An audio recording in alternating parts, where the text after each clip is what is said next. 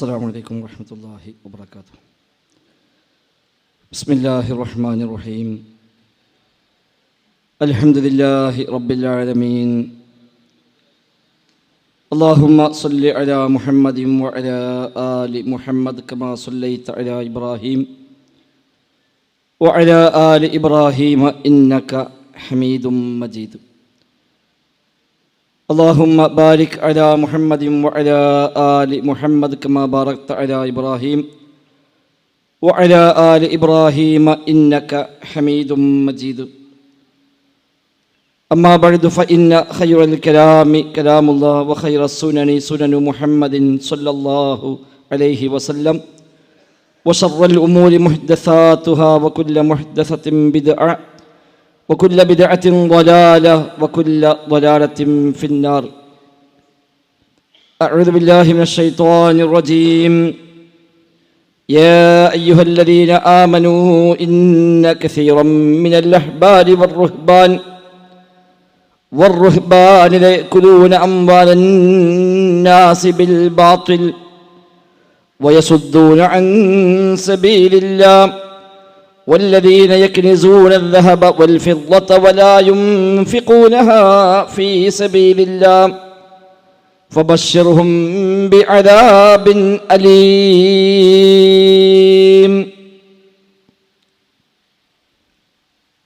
ബഹുമാന്യരായ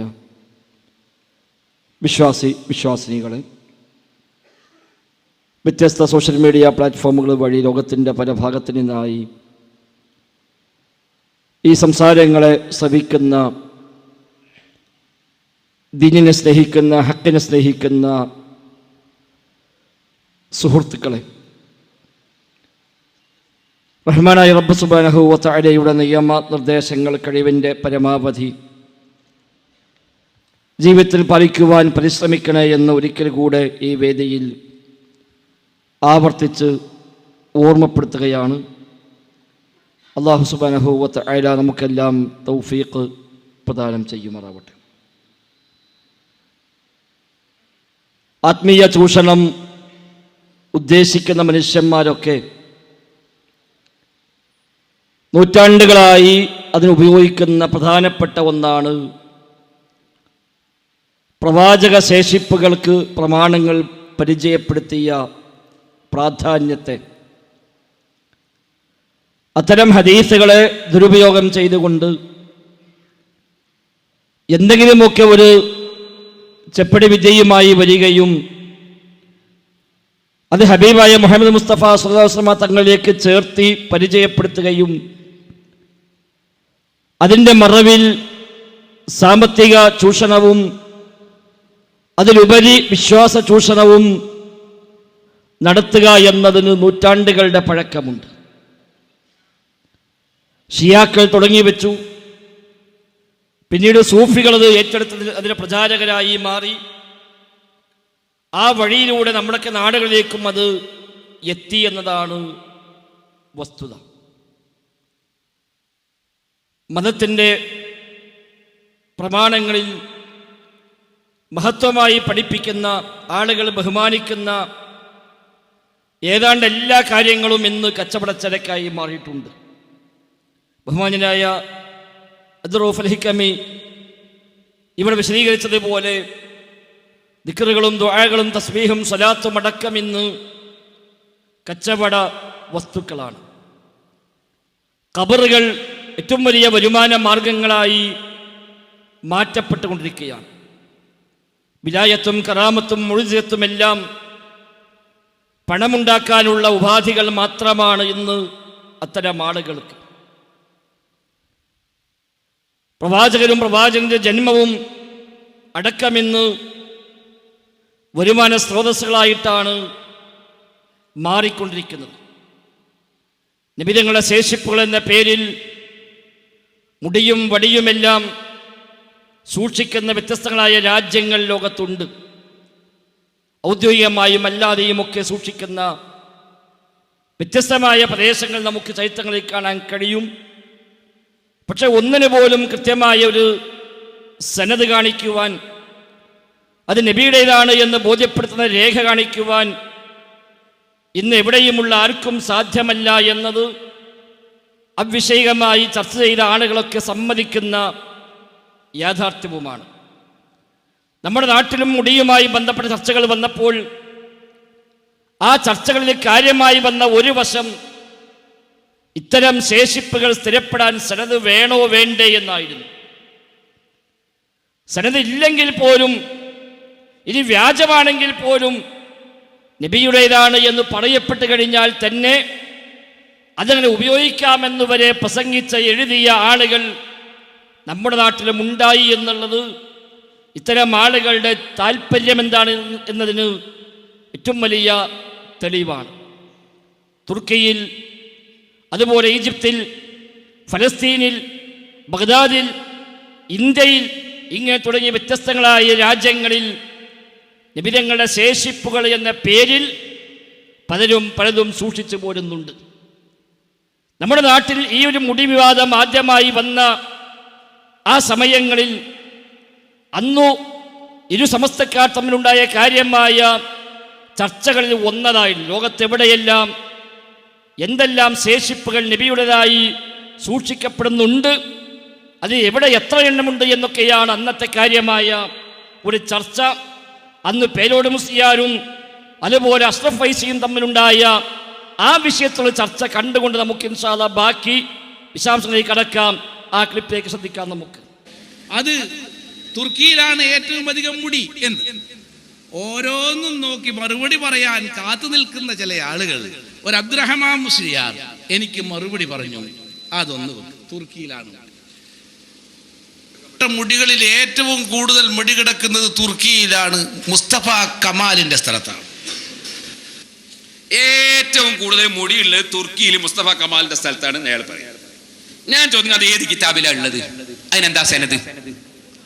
ഏറ്റവും കൂടുതൽ തുർക്കിയിലാണ് മുടിയുള്ളതെങ്കിൽ അതിന്റെ സനത് എന്താണ്?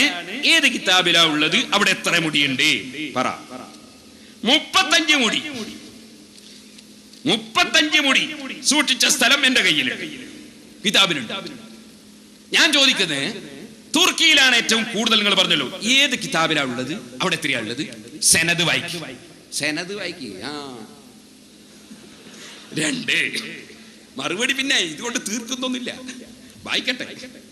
അടുത്തത് ഞാൻ പറയാ, കുസ്തുന്തീനിയ 34 മുടി. ഞാൻ നേരത്തെ പറഞ്ഞ 35 അത് തിരിച്ചോ, 34 മുടി. അല്ലാഥാറുൻ നബവിയ അഹ്മദ് തൈമൂർ ഗ്രന്ഥം നോക്കിക്കോ. നിങ്ങൾ പറഞ്ഞു കഴിയാന്ന് പിന്നെ ചോദിക്കണ്ട, ഇപ്പൊ തന്നെ പറയാം. എന്റെ മുസ്ലിയാരെ, ഇമ്മാതിരി പൊട്ടപ്പോയത്തോ ഇനിയെങ്കിലും പറയരുത്. മൊയ്ലാന്മാരെ പറയിക്കരുത്. ഞാൻ സത്യത്തിൽ വിചാരിച്ചത് ഇയാൾക്ക് കുറച്ച് വിവരം ഉണ്ടെന്നുള്ളൊരു മതിപ്പനക്ക് ഉണ്ടായിരുന്നു. ഈ കുസ്തുന്തീനിയ എന്ന് പറഞ്ഞത് തുർക്കിയാണ്. ഒരാൾ പറയാ താജ്മഹൽ ഇന്ത്യയിലാണ് എന്ന് ഞാൻ പ്രസംഗിക്കുക, അതിന്റെ ക്ലിപ്പ് ഇടുക, എന്നിട്ട് പറയാ ആരാ പറഞ്ഞേ താജ്മഹൽ ഇന്ത്യയിലാന്ന്? ആരാ പറഞ്ഞേ? ഡൽഹിയിലാണ്, ആഗ്രയിലാണ്. കോൺസ്റ്റന്റിനോപ്പിൾ എന്ന് പറയുന്ന കുസ്തുന്തീനിയ തുർക്കിയിലാണ്. അത് എനക്ക് മറുപടിയല്ല, എനക്ക് അനുകൂല. സമ്മതിച്ചു, ഏറ്റവും കൂടുതൽ മുടിയുള്ളത് തുർക്കിയിലാണ് എന്ന് സമ്മതിച്ചു. അല്ലെങ്കിൽ ഇത് സനദിന്റെ ഈ പറയുന്ന പ്രധാന കാര്യത്തിന് ബന്ധിച്ച കാര്യമല്ല. ഞാനത് പറഞ്ഞു എന്നേ ഉള്ളൂ, അതിനെ ഗണ്ണിക്കാൻ ശ്രമിച്ചു. എന്നാ അതുകൊണ്ടും തീർന്നില്ല. എത്രയാ പറഞ്ഞേ? 34. ആദ്യം 35 പറഞ്ഞു, പിന്നെ 34 പറഞ്ഞു. തിരുത്തിക്കോ, 35 തിരുത്തിക്കോ, 34 തിരുത്തിക്കോ. രണ്ടും അല്ല നിങ്ങൾ പറഞ്ഞ കിതാബിലുള്ളത്. സലാസം 40 എന്ന് പറഞ്ഞാൽ 34 അല്ല മൊയിലാറെ, 43. അപ്പൊ തലക്കുന്നേ തുടങ്ങിക്കോ, 1ാം ക്ലാസ് മുതൽ. 1 2 3 4 5 6 7 അങ്ങനെ അങ്ങ് 100 വരെ എണ്ണി പഠിക്കുക. എന്നിട്ട് പോരെ എന്നെയും ബഹാവുദ്ദീൻ മൊലാരി അറബി പഠിപ്പിക്കുന്നത്? പോരെ? അതുപോലെ സലാസം 40 എവിടെ പഠിച്ചെന്നറിയോ? ഈ കിതാബ് അത് ഒന്ന് അദബ് കേട്. ആ അദബ് കേടിന്റെ കൂടെ മുഹമ്മദുൽ ഖാമിസിന്റെ അടുത്ത്, മുഹമ്മദ് ഖാമിസ് മുഹമ്മദ് 5 എന്നല്ല, അത് കഴിഞ്ഞിട്ട് മുഹമ്മദുൽ ഖാമിസിന്റെ അടുത്ത് സലാസം 40 ഷഹറത്തൻ മഹ്ഫൂദത്തൻ മഅൽ അമാനത്തിൽ മുബാറക എന്ന് പറയുന്നുണ്ട്. ഈ സലാസം പറഞ്ഞ ഹാമിസും സലാസും കൂടി ഒന്നിച്ച് കണ്ടപ്പോൾ മൂപ്പര് വിചാരിച്ചു അൽ ഹാമിസ് പറഞ്ഞ വേറെയാണ്, സലാസം പറഞ്ഞ വേറെയാണ്. അൽ ഹാമിസും മനസ്സിലായിട്ടില്ല, സലാസത്തും മനസ്സിലായിട്ടില്ല, അർബഈനും മനസ്സിലായിട്ടില്ല. എന്നിട്ട് അപ്പൊ ഏതായിരുന്നാലും ധാരാളം മുടികൾ പലയിടത്തും ഉണ്ടെന്ന് മനസ്സിലായി. നമുക്കതായാലും കിട്ടിയില്ല. തുർക്കിയിലെ കോൺസ്റ്റാന്റിനോപ്പിളിൽ മാത്രം 34 അല്ലെങ്കിൽ 43 രണ്ടുമല്ല കിതാബുകൾ വേറെ കാര്യം. രണ്ടാളും പറഞ്ഞത് ശരിയല്ല. ആ കിതാബുകൾ എന്താ 43 അവിടെ സൂക്ഷിച്ചിട്ടുണ്ട്. 24 അതിന് വേറെ ഹദിയ കൊടുത്തു. ഇനി 9 ബാക്കിയുണ്ട്. എന്ത് കണക്കാ പോയത്? അതാണ് ആ പറഞ്ഞ പേരോട് വായിച്ച അഹ്മദ് തൈബൂറിന്റെ കിതാബിൽ പറഞ്ഞത്. 43 മുടി സൂക്ഷിക്കുന്നു, 24 പലർക്കുമായി ഹദിയ കൊടുത്തു പോയി. ഇനി 9 മുടി ബാക്കിയുണ്ട്. അപ്പോൾ 33 വരിക. എത്രയെങ്കിലും ആയിക്കോട്ടെ, ഏതായാലും എല്ലാം വ്യാജ നമുക്ക് ഉറപ്പാണ്. ഇങ്ങനെ 10, 15, 20, 30, 40 മുടികൾ പല സ്ഥലത്തും സൂക്ഷിച്ചിട്ടുണ്ട്. അതൊക്കെ കച്ചവട വസ്തുവാണ് അവിടെയെല്ലാം. അപ്പറഞ്ഞ കോൺസ്റ്റാന്റിനോപ്പിളിൽ മുടി മാത്രമല്ല, നബിതങ്ങളുടെ കുപ്പായത്തിൻ്റെ കഷ്ണമുണ്ട് അവിടെ. അലി ബിൻ അബീ ത്വാലിബിന്റെ താടിയുടെ രോമം അവിടെ സൂക്ഷിക്കുന്നുണ്ട്. നബിതങ്ങൾ സുറുമയിടാൻ ഉപയോഗിച്ച സുറുമക്കോര് മീൽ അവിടെ സൂക്ഷിക്കുന്നുണ്ട്. എന്നു മാത്രമല്ല, അഹ്മദ് തൈമൂർ കിതാബിൽ പറയുന്നത് കാതിൽ മുള്ളു കുത്തിയാൽ ആ മുള്ളു തോണ്ടാൻ നബി ഉപയോഗിച്ച സൂചി വരെ അവിടെ ഉണ്ട്. സുബ്ഹാനല്ലാഹ്. ഇനിയിപ്പോൾ എന്താ വേണ്ടി? ഇതൊക്കെ കുറച്ച് കഴിഞ്ഞാൽ വരും നമ്മുടെ നാട്ടിലേക്ക്. അവിടെ നിന്ന് ഇത്ര കച്ചവടം നടക്കൂല. അപ്പോൾ കമ്മീഷൻ കൊടുത്താലും അവർക്ക് ലാഭമായിരിക്കും. ഒന്നിച്ച ഹോൾസെയിലായി ഇങ്ങോട്ട് വാങ്ങിക്കൊടുത്തിട്ട് ഞങ്ങൾ ഇവിടെ കച്ചവടം ചെയ്തോളാം, നിശ്ചിത ശതമാനം നിങ്ങൾക്ക് തരാമെന്ന് അവിടെ ഇത്തിഫാക്ക് ആയാലും അവർക്കും ലാഭമാണ്, ഇവിടെ ഉള്ളവർക്കും ലാഭമാണ്. അവിടെ എല്ലാം വരും. അതിനുള്ള തുടക്കങ്ങളാണ് ഈ പറയപ്പെട്ട കഥകളൊക്കെ ഇവിടെ കൊണ്ടുവന്നത്. ഏതായിരുന്നാലും പല സ്ഥലങ്ങളിൽ ഇങ്ങനെ പലതും സൂക്ഷിച്ച് അതിൻ്റെ പേരിലുള്ള ചൂഷണങ്ങൾ നൂറ്റാണ്ടുകളായി സൂഫികൾ ചെയ്തു പോരുന്നുണ്ട്. ഷിയാക്കൾ ആരംഭിച്ചു വെച്ചത് പിന്നെ സൂഫികൾ ഏറ്റെടുത്തുകൊണ്ട് വ്യത്യസ്തമായ പ്രദേശങ്ങളിൽ വ്യത്യസ്തമായ രൂപങ്ങളിൽ കൊണ്ടുവരികയും അതിനൊക്കെ പ്രദർശനങ്ങളും റബീഉൽ അവ്വൽ മാസത്തിലും റമദാൻ മാസത്തിലും മിഅ്റാജ് ദിനം എന്ന് പറഞ്ഞുകൊണ്ട് റജബ് 27-നുമൊക്കെ ഇതിൻ്റെ പ്രദർശനമുണ്ടാവുകയും അതിൻ്റെ പേരിൽ സാമ്പത്തികമായ ചൂഷണം ചെയ്യുകയും ചെയ്യുന്നത് ലോകത്ത് ഇന്നും ഇന്നലെയും തുടങ്ങിയതല്ല, പല നാട്ടിലുമുണ്ട്. ഇന്ത്യയിൽ വെല്ലൂരിൽ മുടിയുണ്ട് എന്നാണ് പണ്ട് പറഞ്ഞു കേൾക്കുന്നത്. കേരളക്കാർക്ക് അടുത്ത കാലം വരെ ആ മുടി കിട്ടാൻ ഭാഗ്യം ഉണ്ടായിട്ടില്ല. പിന്നെ ഇപ്പം അടുത്താണ് അത് ഇവിടേക്കെത്തിയത്. മുമ്പ് പറയാറുള്ളത് വെല്ലൂരിൽ മുടിയുണ്ട് എന്നാണ്. അങ്ങനെ വെല്ലൂരിൽ മുടിയുണ്ടെന്ന് കേട്ടിട്ടാണ് നമ്മുടെ റഹ്മത്തുള്ളാ ഖാസിമി ഒരിക്കൽ അവിടുന്ന് വെള്ളം കൊണ്ടുവന്നത്. മുടി കിട്ടാൻ വകുപ്പില്ല, അപ്പോൾ വെള്ളം കൊണ്ടുവന്നു.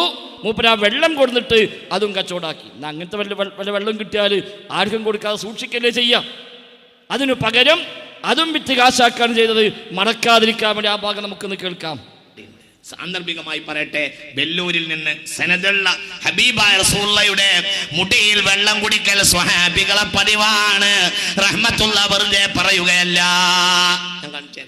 വെല്ലൂരിൽ നിന്ന് ഹബീബായ റസൂലുള്ളാഹിന്റെ മുടിയിട്ട സനദുള്ള വെള്ളം ഇവിടെ കൊണ്ടുവന്നിട്ടുണ്ട്.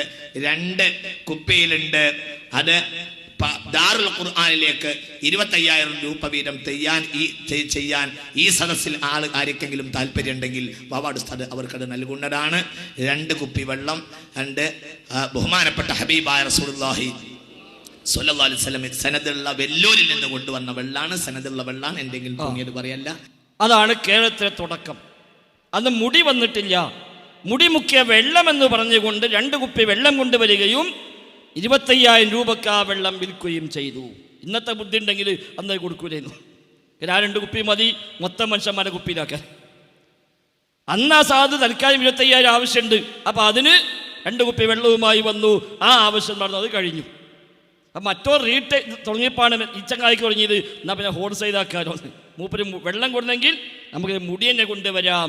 അങ്ങനെയാണ് 2005-ൽ സാക്ഷാൽ കാന്തപുരം മുസ്ലിയാർ പ്രഖ്യാപിക്കുന്നത്, എനിക്കൊരു മുടി കിട്ടിയിട്ടുണ്ട് അള്ളാഹുവിൻ്റെ റസൂലിൻ്റെ മുടിയിൽ പറഞ്ഞിട്ട്. സാധാരണ ചോറും നമ്മൾ മുടി കിട്ടലുണ്ട്, ഭക്ഷണം കഴിക്കുമ്പോൾ മുടി കിട്ടലുണ്ട്. അല്ലാതെ ഇടയ്ക്കിങ്ങനെ അവിടെ നിന്ന് പറഞ്ഞ് ഈ വക മുടി കിട്ടുന്ന ഏർപ്പാട് നമ്മുടെ നാട്ടിൽ മാത്രമേ കാണുന്നുള്ളൂ. 2005-ലാണ് ഇയാൾ ആദ്യം പ്രഖ്യാപിച്ചത്.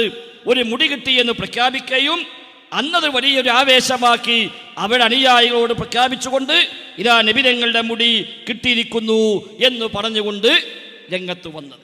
പക്ഷെ വലിയൊരു ആരവം അന്ന് കൊണ്ടുവന്നില്ല. കാരണം ഒന്ന് ട്രയലായിരുന്നു. ഇത് കൊണ്ടാൽ എന്താ ഉണ്ടാവുക എന്നുള്ളത്, എത്ര കണ്ട് വിജയിക്കും, എന്തൊക്കെ നടക്കും എന്ന് റിഹേഴ്സലായിട്ടാണ് അദ്ദേഹം അന്നാ മുടിയുമായി വന്നത്.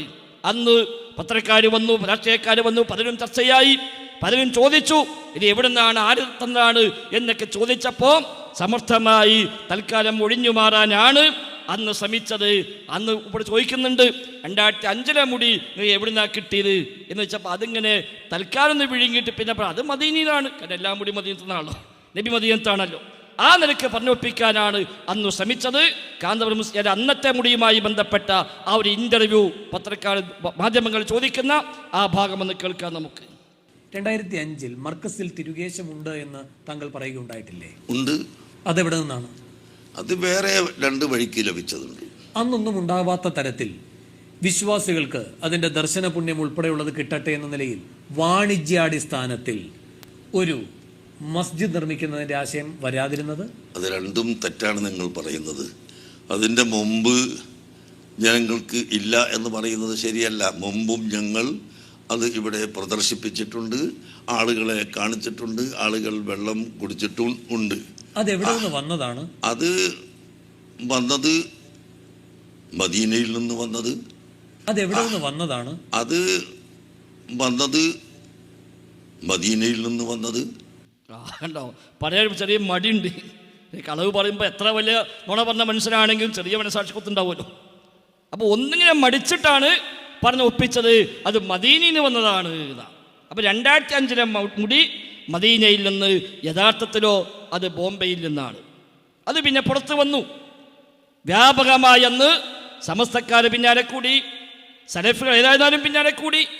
അങ്ങനെ 4 ഭാഗത്തു നിന്നും വളഞ്ഞ് എല്ലാവരും കൂടെ ഈ മുടിയുടെ അസുരം അന്വേഷിച്ച്, സനദം ചോദിച്ച്, ഇതിൻ്റെ യാഥാർത്ഥ്യം അന്വേഷിച്ചുകൊണ്ട് പിന്നാലെ കൂടിയപ്പോൾ അവസാനം അദ്ദേഹത്തിന് പറയേണ്ടി വന്നു അത് ബോംബെയിലെ ചോർ ബസാറിലുള്ള ജാലിയൻവാല എന്ന് പറയുന്ന ആൾ തന്നാണ്. മൂപ്പരാവട്ടെ വലിയ വലിയാണ് എന്നാണ്. ജാലിയൻവാല വലിയാണ്, ജാലിയൻവാല കിട്ടിയതോ ബറക്കാത്തി സൈദന്മാരിൽ നിന്നാണ് എന്ന് പറഞ്ഞിട്ടാണ് ആദ്യം അവർ അതുമായി ഒപ്പിക്കാൻ നോക്കിയത്. ആ ജാലിയൻവാലയെ നമുക്കൊന്ന് കാണാം, ഒരു ഔലിനെ കാണാൻ നമുക്ക് ഭാഗ്യം. അങ്ങനെ ബോംബെയിലുള്ളൊരു വലിയ, അതാണ് ഇപ്പം ജാലിയൻവാല. നമ്മൾ CM വലിയതിനേക്കാൾക്ക് എത്രയും വെച്ച കണ്ടാൽ, കോലം കണ്ടാൽ. ഏതായിരുന്നാലും ഇയാളാണ് 2005 മുടി കൊടുത്ത ആൾ. ബോംബെയിലെ ചോർ ബസാറിലാണ് ഇയാളുള്ളത്, പറ്റ ബസാർ തന്നെയാണ്. അവിടെ നിന്നാണ് ഈ മുടി ഇയാൾ ഇവിടെ ഇറക്കുമതി ചെയ്യുന്നത്. അത് കൊണ്ടുവന്നു ഇവിടെ അത് പ്രദർശിപ്പിക്കലും അതിൻ്റെ മുഖ്യ വെള്ളം കൊടുക്കലും ഒക്കെ തുടങ്ങിയ ആളുകളെ ചർച്ചയായപ്പോൾ ഇയാൾ ആദ്യമൊക്കെ പറഞ്ഞു ഞങ്ങൾക്ക് വിശ്വാസമുണ്ട്, വിശ്വാസമില്ലാത്തവൻ സ്വീകരിക്കണ്ട. അങ്ങനെ പറ്റൂതല്ലോ, റസൂലുള്ളാഹിന്റെ പേരിലല്ലേ. മൂപ്പര മുടി കൊടുത്താൽ ആരും സ്വീകരിച്ചോ കുഴപ്പമില്ല. പക്ഷെ അള്ളാഹുവിന്റെ റസൂലിന്റെ പേര് സംഗതി പറയുമ്പോൾ ഞങ്ങൾക്ക് വിശ്വാസം ഉണ്ടെന്ന് പറഞ്ഞാൽ പോരാ, അത് എല്ലാവർക്കും ബോധ്യപ്പെടേണ്ടതുണ്ട്. അന്ന് വ്യാപകമായി നാട് നീളെ മുജാഹിദ് പ്രസ്ഥാനം അതിനെതിരെ ഇറങ്ങി. മുടിയിലെ ഇവരുമായി അഭിപ്രായ വ്യത്യാസമില്ലാത്ത കച്ചവടത്തിൻ്റെ മറ്റൊരു പാർട്ടിയായ സമസ്തയും എന്നതിനെതിരെ ഇറങ്ങി അവരടക്കം ഇറങ്ങിക്കൊണ്ട് ഇത് പിടികൂടുകയും ഇതിന് സനത് വായിക്കണമെന്ന് അവരെ കൊണ്ട് നിർബന്ധിക്കുകയും ചെയ്തപ്പോൾ ആദ്യമൊക്കെ മൂപ്പര് സനത് വായിക്കാൻ തയ്യാറായില്ല. മൂപ്പര് പറഞ്ഞ സനത് അങ്ങനെ അങ്ങാടി വായിക്കാനുള്ളതല്ല, അതങ്ങനെ സമ്മേളനത്തിൽ വായിക്കാനുള്ളതല്ല, അതൊക്കെ അതിൻ്റെതായ ഒരു ഹുർമത്തുണ്ട്, അങ്ങനെയൊക്കെ കൊടുക്കുള്ളൂ, ആർക്കെങ്കിലും വേണമെങ്കിൽ മർക്കസിൽ വന്നോട്ട് അവിടുന്ന് കൊടുക്കാമെന്നൊക്കെ പറഞ്ഞു നോക്കി. പക്ഷെ ആളുകൾ പിന്നാലെ കൂടി വിട്ടില്ല. പത്രക്കാരും ചോദിച്ചു, എല്ലാവരും എന്നും പ്രോഗ്രാമുകളും 4 ഭാഗത്തു നിന്നും ചോദ്യങ്ങളുമായപ്പോൾ പിന്നെ മൂപ്പര് പറഞ്ഞു അത് എൻ്റെ ശിഷ്യന്മാരൊക്കെ വന്നിട്ട് കാണിച്ചു കൊടുത്തിട്ടുണ്ട്. പേരോട് സക്കാഫി വന്നിരുന്നു, മൂപ്പര് കാണിച്ചു കൊടുത്തിട്ടുണ്ട്, വേറെ പലരും വന്നിരുന്നു, മൂപ്പര് കാണിച്ചു കൊടുത്തിട്ടുണ്ട് എന്നൊക്കെ പറഞ്ഞുകൊണ്ട് ഒപ്പിക്കാൻ ശ്രമിച്ചു. പക്ഷേ സമൂഹം വിട്ടില്ല. അങ്ങനെയാണ് അവസാനം കോട്ടയ്ക്കടുത്ത് കോഴിച്ചനയിൽ ഇവർ ഒരു പണ്ഡിത സമ്മേളനം സംഘടിപ്പിച്ചു. ഉലമാ സമ്മേളനം എന്ന പേരിൽ ഒരു സമ്മേളനം സംഘടിപ്പിക്കുകയും ആ സമ്മേളനത്തിൽ വെച്ച് കാന്തപുരം മുസ്ലിയാർക്ക് ആ സനത് വായിക്കുന്നു എന്ന് പറഞ്ഞുകൊണ്ട് അയാൾ വായിക്കേണ്ടി വരികയും ചെയ്തു. അയാൾ പറഞ്ഞു ഇതേതാ ദർസാണല്ലോ, അവിടെ നമുക്ക് ഇവിടെ വായിക്കാം, കാരണം പണ്ഡിത സമ്മേളനമല്ലേ. അപ്പോൾ ഇത് ദർസ് പോലെയാണ്. അപ്പോൾ ദർസ് നമ്മൾ സാധാരണ ഇജാസത്തൊക്കെ അങ്ങനെ കൊടുക്കലുണ്ട്, സനത് വായിച്ചു കൊടുക്കലുണ്ട്, അതുകൊണ്ട് ആ നിലക്ക് നമുക്ക് ഇവിടെയും വായിക്കാം എന്ന് പറഞ്ഞ് അദ്ദേഹം അവിടെ അത് വായിച്ചു. ആ വായിക്കുന്ന ആ ഭാഗമൊന്ന് കേൾക്കാം നമുക്ക്. കയ്യിലിതാ മർക്കസ് തഖാഫത്തി സുന്നിയ എന്ന സ്ഥാപനത്തിലേക്ക് കൊടുക്കുന്നു. എന്തിനു വേണ്ടി? उसको अता की है ताकि वहाँ के तमाम सुन्नी अहबाब उस मोए मुबारक की जियारत से फैज हासिल करे. അവിടെയുള്ള മുഴുവൻ സുന്നികളും ഈ ശറഫാക്കപ്പെട്ട ഈ ഷഅദ് മുബാറക് കൊണ്ട് ബർക്കത്ത് കിട്ടാനായി ഇതാ കൊടുത്തയക്കുന്നു എന്ന് പറഞ്ഞിട്ട് അദ്ദേഹത്തിന്റെ സീലാണ് ഇത്.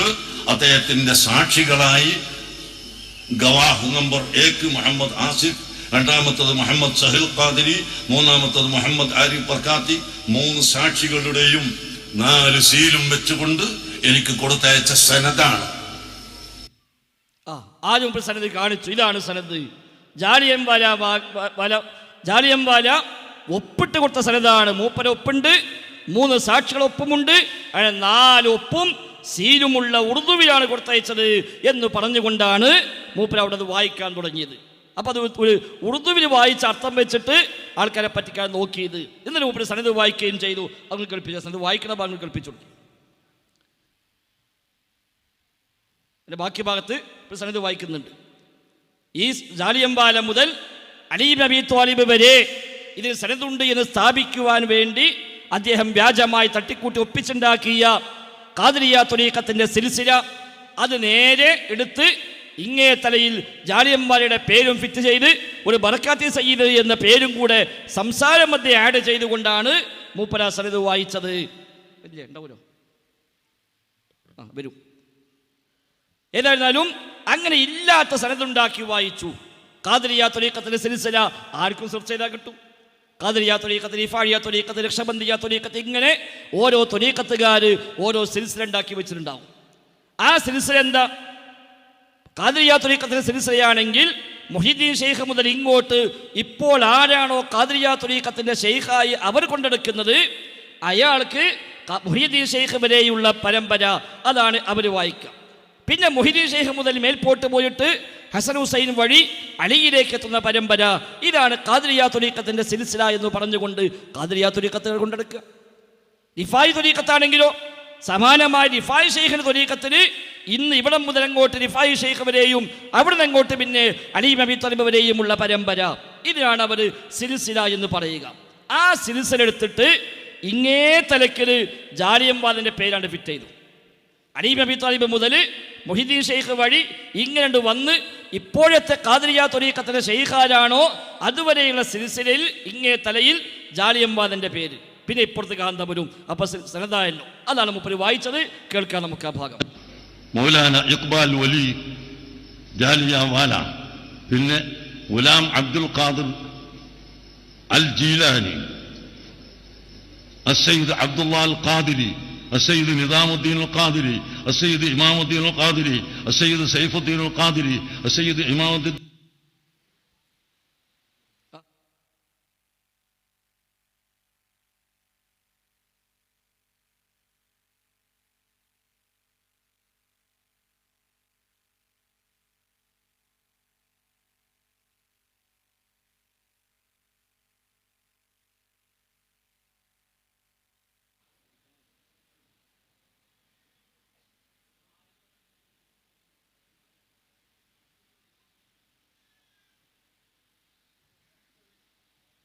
القادري، السيد نظام الدين القادري، السيد عبد الرزاق القادري، السيد محمد إماد الدين القادري، السيد مرتضى سيف الله القادري، السيد عيدروس عطاء الله القادري، السيد محمود القادري، السيد عبد الرزاق القادري، السيد علي القادري، السيد أحمد القادري، السيد محمود القادري، شريف السادات مجمع البركات، السيد الشيخ أحمد القادري البغدادي، السيد يوسف بن السيد أحمد القادري، شهاب الدين القادري، علي علم الدين القادري، كميل الدين حيدر أبو الحسن القادري، محمد عماد الدين القادري، أمين الله أبو العطاء السيد القادري، عفيف حسن القادري، حيدر سليمان السيد كريم الدين القادري، أبو عبد الله سيف الدين السيد عبد الوهاب القادري،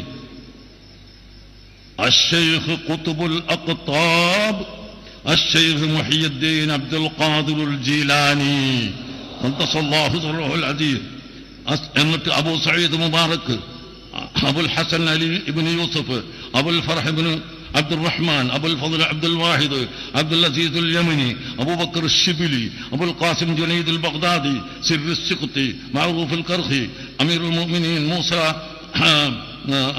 الإمام علي موسى، أمير المؤمنين الإمام موسى الكاظم، الإمام جعفر الصادق، الإمام باقر، الإمام زين العابدين، الإمام. ഇതാണ് മൂപ്പര സനദ്. അപ്പൊ ജാലിയൻവാല മുതൽ അങ്ങനെ പോയി മുഹീദ്ദീൻ ഷെയ്ഖ് വഴി കടന്നു പോയിട്ട് അലി ഇബ്നു അബീ ത്വാലിബ് വരെ എത്തുന്നു എന്ന് പറഞ്ഞുകൊണ്ടാണ് കോട്ടക്കൽ കോടിച്ചനയിൽ അദ്ദേഹം സംഘടിപ്പിച്ച പണ്ഡിത സമ്മേളനത്തിൽ വെച്ച് മൂപ്പര് വായിച്ചത്. അന്നത്തെ സഖാഫികളൊക്കെ പടത്ത് കബീറും ചൊല്ലി പാസ്സാക്കി, ഓ കിട്ടിപ്പോയി, സനതായല്ലോ, സമാധാനമായി എന്നതൊക്കെ. അന്ന് ആ സമ്മേളനത്തെ സദസ്സിൽ ഇരുന്ന് കബീർ ചൊല്ലിയ ആളാണ് നൗഷാദ് ഹസനി. അന്ന് മൂപ്പരിതിൻ്റെ ആളാണ്. അന്ന് ഈ മുടിക്ക് വേണ്ടി മൂപ്പർ പ്രസംഗിക്കുന്ന ആളാണ്. അങ്ങനെ ആ പണ്ഡിത സമ്മേളനത്തിൽ ഇരുന്ന് തക്ബീർ വിളിച്ച അയാൾ പിന്നെ പുറത്തിറങ്ങിയിട്ട് ഇതിന് എതിരെ പറയാൻ തുടങ്ങി. എന്നു മാത്രമല്ല, ഈ സിൽസില സംഘടിപ്പിച്ച് ജാലിയാബാദിൻ്റെ പേരും കൂടെ ആഡ് ചെയ്ത് ഉസ്താദിനെ എഴുതി കൊടുത്ത സഖാഫി മൂപ്പനും പിന്നെ ഉസ്താദിനെ വിട്ടുപോന്നു. പിന്നെ മൂപ്പർ സമൂഹത്തിൽ പറഞ്ഞു, ഞാനാണെന്ന് എഴുതി കൊടുത്ത ആളുകൾ മൂപ്പരെ ഏൽപ്പിച്ചത്ര ജോലി സനതുണ്ടാക്കി തരണമെന്ന്. അപ്പോൾ അത് കുറച്ച് പണി തന്നപ്പോൾ എന്നാ ഒരു കാര്യം ചെയ്യ്, ഖാദിരിയ്യ ത്വരീഖത്തിന് സനതെടുത്തോ, അത് തൽക്കാലം എടുത്ത് ചെയ്താൽ മതി. ഇവരെ എല്ലാ സിൽസിലിൻ്റെയും കഥ തരും. ഇവരെ ഉസ്താദുമാരെ ഇജാസുണ്ട്, സനതുണ്ട് എന്ന് പറഞ്ഞിട്ട് ഒരുപാട് കിതാബിന് കാണാൻ ഇവരൊക്കെ ഇങ്ങനെ സിൽസില കൊടുത്തത്. ഇവരെ കാന്തപുരം മുതൽ ഓരോരോ ഉസ്താദുമാർക്കും ഓരോ കിതാബും പഠിപ്പിക്കാനുള്ള സനതുണ്ട്, ഇജാസയുണ്ട് എന്ന് പറയലൊക്കെ തരികിട ഇതന്നെയാണ്. ഏതെങ്കിലും ഒരു സിൽസില എടുക്കുക, ഇങ്ങേ തലയ്ക്ക് സ്വന്തം പേരുണ്ട് ആണ് അറ്റാച്ച് ചെയ്യുക, നമ്മൾ എളുപ്പമുണ്ടല്ലോ. അപ്പോൾ പരമ്പരയായി, സിൽസിലയായി. അങ്ങനെ ഇത് കഴിഞ്ഞു വർഷങ്ങൾ കഴിഞ്ഞപ്പോൾ ഇതിനെതിരായി ഇറങ്ങിയ നൗഷാദ് മുസ്ലിയാർ അദ്ദേഹം തന്നെ പറഞ്ഞു, ഇത് തട്ടിപ്പാണ്. എന്താ തട്ടിപ്പ്? അദ്ദേഹം പറഞ്ഞോട്ടെ. ഞാനെങ്ങനെ വായിക്കുമ്പോൾ എന്താ നോക്കിയത് എന്നറിയോ? ഖാദിരിയ്യ ത്വരീഖത്തിൻ്റെ സിൽസിലയാണത്. അതിങ്ങനെ കറക്റ്റ് വായിച്ചു പോവാണ്. ഷെയ്ഖ് അബ്ദുർ റസാഖുൽ ഖാദിരി ആ ത്വരീഖത്തിൻ്റെ ആ സിൽസിലയാണ്. അതിലേതായാലും ആരുണ്ടാവും? ഷെയ്ഖ് അബ്ദുൽ ഖാദിർ ജീലാനി റളിയല്ലാഹു അൻഹു ഉണ്ടാവും. നോക്ക് നിങ്ങൾ, ഒരൊറ്റ പേര് പോലും വ്യത്യാസപ്പെടുത്താതെ അതേ സാധനം അങ്ങനെ തന്നെ കോപ്പി ചെയ്ത് അതിൻ്റെ തലയിൽ ഇഖ്ബാൽ ജാലിയവാലാന്നും അതിൻ്റെ അപ്പുറത്ത് ഗുലാം അബ്ദുൽ ഖാദിർ എന്നും ചേർത്ത് കൊടുത്തു. അപ്പം കണ്ടോ, ഇതാണ് തട്ടിപ്പ്. ഇഖ്ബാൽ ജാലിയവാലയുടെ പേര് ഇങ്ങേ തലയ്ക്ക് കൊടുത്തു. ഖാദിരിയ്യ ത്വരീഖത്തെ സിൽസില അപ്പടി കോപ്പി ചെയ്തു, അതിന് ഇങ്ങേ തലയിൽ ഇഖ്ബാൽ ജാലിയവാലയുടെ പേരും കൊടുത്തു. എന്നിട്ട് അന്ന് മർക്കസ് എന്ന് പ്രഖ്യാപിച്ചത് ബറക്കാത്തി സയ്യിദന്മാർ വഴി കിട്ടിയതാണ് എന്നാണ്. പേരോട് മുസ്ലിമൊക്കെ ആവേശപൂർവ്വം പല സ്ഥലത്തും പ്രസംഗിച്ചിരുന്നു, ഇത് ബറക്കാത്തി സയ്യിദന്മാർ കയ്യിൽ കിട്ടിയതാണ് എന്ന് പറഞ്ഞുകൊണ്ട് പേരോട് പ്രസംഗിച്ചു. ആ ഭാഗം കേൾക്കാം. അല്ലെങ്കിൽ ആരും ഇനി മുടിയില്ലാതിരിക്കുക, അങ്ങനെയാണ് നമുക്ക് തന്നതിനെ പറ്റിയാ ചർച്ച ചെയ്യേണ്ടത്. വേറൊരു സ്ഥലത്ത് എന്തെങ്കിലും ഉണ്ടോ ഇല്ലേ, അത് നിങ്ങൾ അവിടെ പോയി ചർച്ച ചെയ്ത ഉണ്ടോ ഇല്ലേ? ഉണ്ടെങ്കിൽ എന്താ അതിന്റെ ആൾക്കാരോട് ചോദിക്കുക. ഇവിടെ നമുക്ക് തന്ന മുടി അതിന്റെ നീളം എത്ര, അതിന്റെ വലിപ്പം എത്ര, അതിന്റെ എണ്ണ എത്ര, ഇതിനെ കുറിച്ചല്ലേ നമ്മൾ ചർച്ച ചെയ്ത്. മറ്റതുണ്ടോ ഇല്ലേ, അതിന് കിതാബിൽ എന്ത് പറഞ്ഞു, ജവാഹിറുൽ ബിഹാറിൽ എന്ത് പറഞ്ഞു, അതിന്റെ അപ്പുറത്ത് എന്ത് പറഞ്ഞു, അതൊക്കെ വേറെ ചർച്ച ചെയ്തോ. നമുക്ക് നമ്മുടെ കയ്യിൽ കേരളത്തിൽ ഇന്ന് 3 മുടി കഷ്ണമുണ്ട്. 2 ബറക്കാത്തി സയ്യിദന്മാരിൽ നിന്ന് ലഭിച്ചത്, 1 അഹമ്മദ് ഖസറിയിൽ നിന്ന് ലഭിച്ചത്. ഈ തന്ന മുഴുവൻ ആളുകളെയും 100% മുസ്ലിം ഉമ്മത്തിന് വിശ്വാസമാണ്. അപ്പൊ കണ്ടോ, 1 അഹമ്മദ് ഖസറിയിൽ നിന്ന് ലഭിച്ചു, 2 ബറക്കാത്തി സയ്യിദന്മാരിൽ ലഭിച്ചു എന്നാണ്. അപ്പൊ ഏതാ ബറക്കാത്തി സയ്യിദന്മാർ വഴി ലഭിച്ചത്? നേരത്തെ സനദ് വായിച്ച സംഗതി. ഇഖ്ബാൽ ജാലിയവാല ചോർ ബസാറിൽ നിന്ന് കൊടുത്തതാണ് ബറക്കാത്തി സയ്യിദന്മാർ വഴി ലഭിച്ചു എന്ന് പറയുന്നത്. ഇനി ആരാ ബറക്കാത്തി സയ്യിദന്മാർ? അത് നൗഷാദ് മുസ്ലിയാർ തന്നെ പറഞ്ഞു തരും. അപ്പൊ ക്ലിയർ ആവും ബാക്കി കൂടി. അപ്പൊ എന്താ സംഗതി എന്ന് അറിയങ്ങള്? മർക്കസിൽ പഠിക്കുന്ന ഒരു മുത്തഅല്ലിം ഉണ്ടായിരുന്നു. ഒരു മുത്തഅല്ലിം, ഞങ്ങൾ അവരോട് സംസാരിച്ചതാ. അയാള് യുപിക്കാരനാണ്. അപ്പോ അവിടേക്ക് ഒരു പതിവുണ്ടെന്ന് അറിയോ? ബർക്കത്തിന് വേണ്ടിയിട്ട് ഇങ്ങനെ ഓരോ സാദാത്യങ്ങളെ പേരിടും. ബറക്കാത്തിന്നോ ബുഖാരിന്നൊക്കെ പേരിടും. ഇത് പരമ്പരയായിട്ട് യാതൊരു ബന്ധവും അതിനുണ്ടാവില്ല. നിങ്ങൾ മനസ്സിലാക്കണം, ഈ മുത്തഅല്ലിം അയാളെ പേരിന്റെ കൂടെ ബറക്കാത്തി എന്ന് ചേർത്ത് കൊടുത്തതാണ്. അതാണ് ആരിഫ് ബറക്കാത്തി. ബറക്കാത്തി സാദാത്യങ്ങളായിട്ടൊക്കെ യാതൊരു ബന്ധമില്ല. ഒരു ബറക്കത്തിന് കൊടുത്തതാവും. അപ്പൊ കണ്ടോ, ബറക്കാത്തി സയ്യിദന്മാർ. മർക്കസിൽ പഠിക്കുന്ന യുപിക്കാരനായ ആരിഫ് ബറക്കാത്തി എന്നൊരു വിദ്യാർത്ഥി, അതാണ് ബറക്കാത്തി സയ്യിദന്മാർ. അപ്പൊ എന്തായി? ജാലിയൻവാലയിൽ നിന്ന് കൊണ്ടുവന്ന മുടി ആരിഫിന്റെ കൈ കൊടുത്തു, ഓനെങ്കിലും വാങ്ങി. പേരെന്തായി? ബറക്കാത്തി സയ്യിദന്മാർ വഴി കിട്ടിയതാണ്. സിൽസില വായിച്ചപ്പോഴോ അതിൽ ബറക്കാത്തി സയ്യിദന്മാരില്ല, അതിന് ബറക്കാത്തി ഇല്ല, ആരിഫ് ബറക്കാത്തി ഇല്ല, ഒന്നുമില്ല. ജാലിയാവാല കഴിഞ്ഞാൽ പിന്നെ ബാക്കി ഫുള്ള് കാതിരിയുടെ ഒരുമാതിരി സനതാണ് ബാക്കിയൊക്കെ. ഇതാണ് തട്ടിപ്പിൻ്റെ ഒന്നാമത്തെ ഘട്ടം. അന്ന് സെൻസിങ് മാസികയിൽ കാന്തപുരം മുസ്ലിയാർ തന്നെ അഭിമുഖം കൊടുത്തുകൊണ്ട് നേർക്ക് നേരെ പറയുകയും ചെയ്തു, ഈ മുറിക്ക് സനതുണ്ട് എന്ന് പറയുകയും മക്കയിലെ വലിയ പണ്ഡിതൻ അത് പരിശോധിച്ച് ഉറപ്പ് വരുത്തിയിട്ടുണ്ട് എന്ന് സെൻസിങ് മാസികയിൽ 2009 കാന്തപുരം മുസ്ലിയാർ എഴുതുകയും ചെയ്തു. ഈ കാണാം സെൻസിങ് മാസിക. അതിൽ പറയാം, ഷൈർ മുബാറക്കിൻ്റെ സനത് മർക്കസിലുണ്ട്. മഹാനായ സയ്യിദ് അലവി മാലിക്കി പണ്ട് ഞാൻ മക്കത്ത് ചെന്നപ്പോൾ എനിക്ക് ഷൈർ മുബാറക്ക് കാണിച്ചു തന്നിരുന്നു. പിന്നീട് മഹാനവർകൾ കേരളത്തിൽ വന്നപ്പോൾ എനിക്ക് ലഭിച്ച ഷൈർ മുബാറക്കിനെ കുറിച്ച് അദ്ദേഹത്തെ അറിയിച്ചു. മഹാനവർകൾ ഞാൻ മുതൽ അഷ്റഫുൽ ഖൽഖ് തങ്ങളുടെ ഹജ്ജത്തുൽ വദാ വരെയുള്ള സനദ് പരിശോധിച്ചുകൊണ്ട് അതൊന്ന് ചുംബനം ചെയ്യാനുള്ള സമ്മതം ചോദിച്ചു. ഞാൻ 1000 വട്ടം സമ്മതം കൊടുത്തു. അപ്പം എന്താണ്, പണ്ട് ഞാൻ മക്കത്ത് പോയപ്പോൾ മൂപ്പര മുടി ഞാൻ കണ്ടേക്കണ്ട്, ഇപ്പം മൂപ്പര് ഇവിടെ മുക്കത്ത് വന്നപ്പോൾ എൻ്റെ മുടി മൂപ്പർക്കും കാണിച്ചു കൊടുത്തു എന്നാണ്. രണ്ടാൾ അങ്ങോട്ട്, അത് ഇസ്തിംതാഴ്, രണ്ടാൾ അങ്ങോട്ടും കണ്ടു. അപ്പം മക്കത്തുനിന്ന് വന്ന ഏതോ വലിയൊരു കാര്യപ്പെട്ട ഷെയ്ഖിൻ്റെ അംഗീകാരം കിട്ടി. മൂപ്പര് സനദ് ഫുള്ള് പരിശോധിച്ചു, ബോധ്യപ്പെട്ടു. അങ്ങനെ ബോധ്യപ്പെട്ട ശേഷം മൂപ്പര് ചോദിച്ചു, ഞാൻ ഒന്ന് ചുംബിക്കട്ടെ മുടി. ആരാ അലവി മാലിക്കിയോ? കാനന്തൂർ മർക്കസിന് തറക്കലിട്ടാണ്. കാനന്തൂർ മർക്കസിന് തറക്കലിട്ടാണ് ഈ അലവി മാലിക്കി. അവിടുത്തെ മറ്റൊരു കാന്തപുരായാണ്.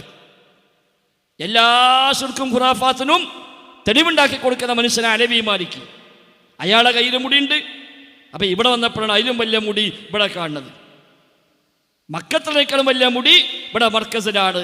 അപ്പം സെൻസിങ് വായിക്കുന്ന ആൾക്ക് അറിയില്ലല്ലോ ഇപ്പം ആരാതൊന്നും. അപ്പം മഹാനായ പണ്ഡിതൻ, മഹാനവർകൾ എന്നൊക്കെ പറയുമ്പോൾ ഏതോ കാര്യപ്പെട്ട വലിയൊരു മുഹദ്ദിസാന്നൊക്കെ തോന്നിയാൽ ആയിക്കോട്ടെ. അപ്പം അദ്ദേഹം ഈ സനദ് പരിശോധിച്ചു. അങ്ങനെ ഞാൻ മുതൽ നബിതങ്ങളുടെ ഹജ്ജത്തുൽ വിദാ വരെയുള്ള സനദ് എന്നാണ്. ഞാൻ അപ്പുറത്തേക്ക് പോകേണ്ട കാര്യമില്ല. അന്നാണല്ലോ നബി മുടി വിതരണം ചെയ്തത്.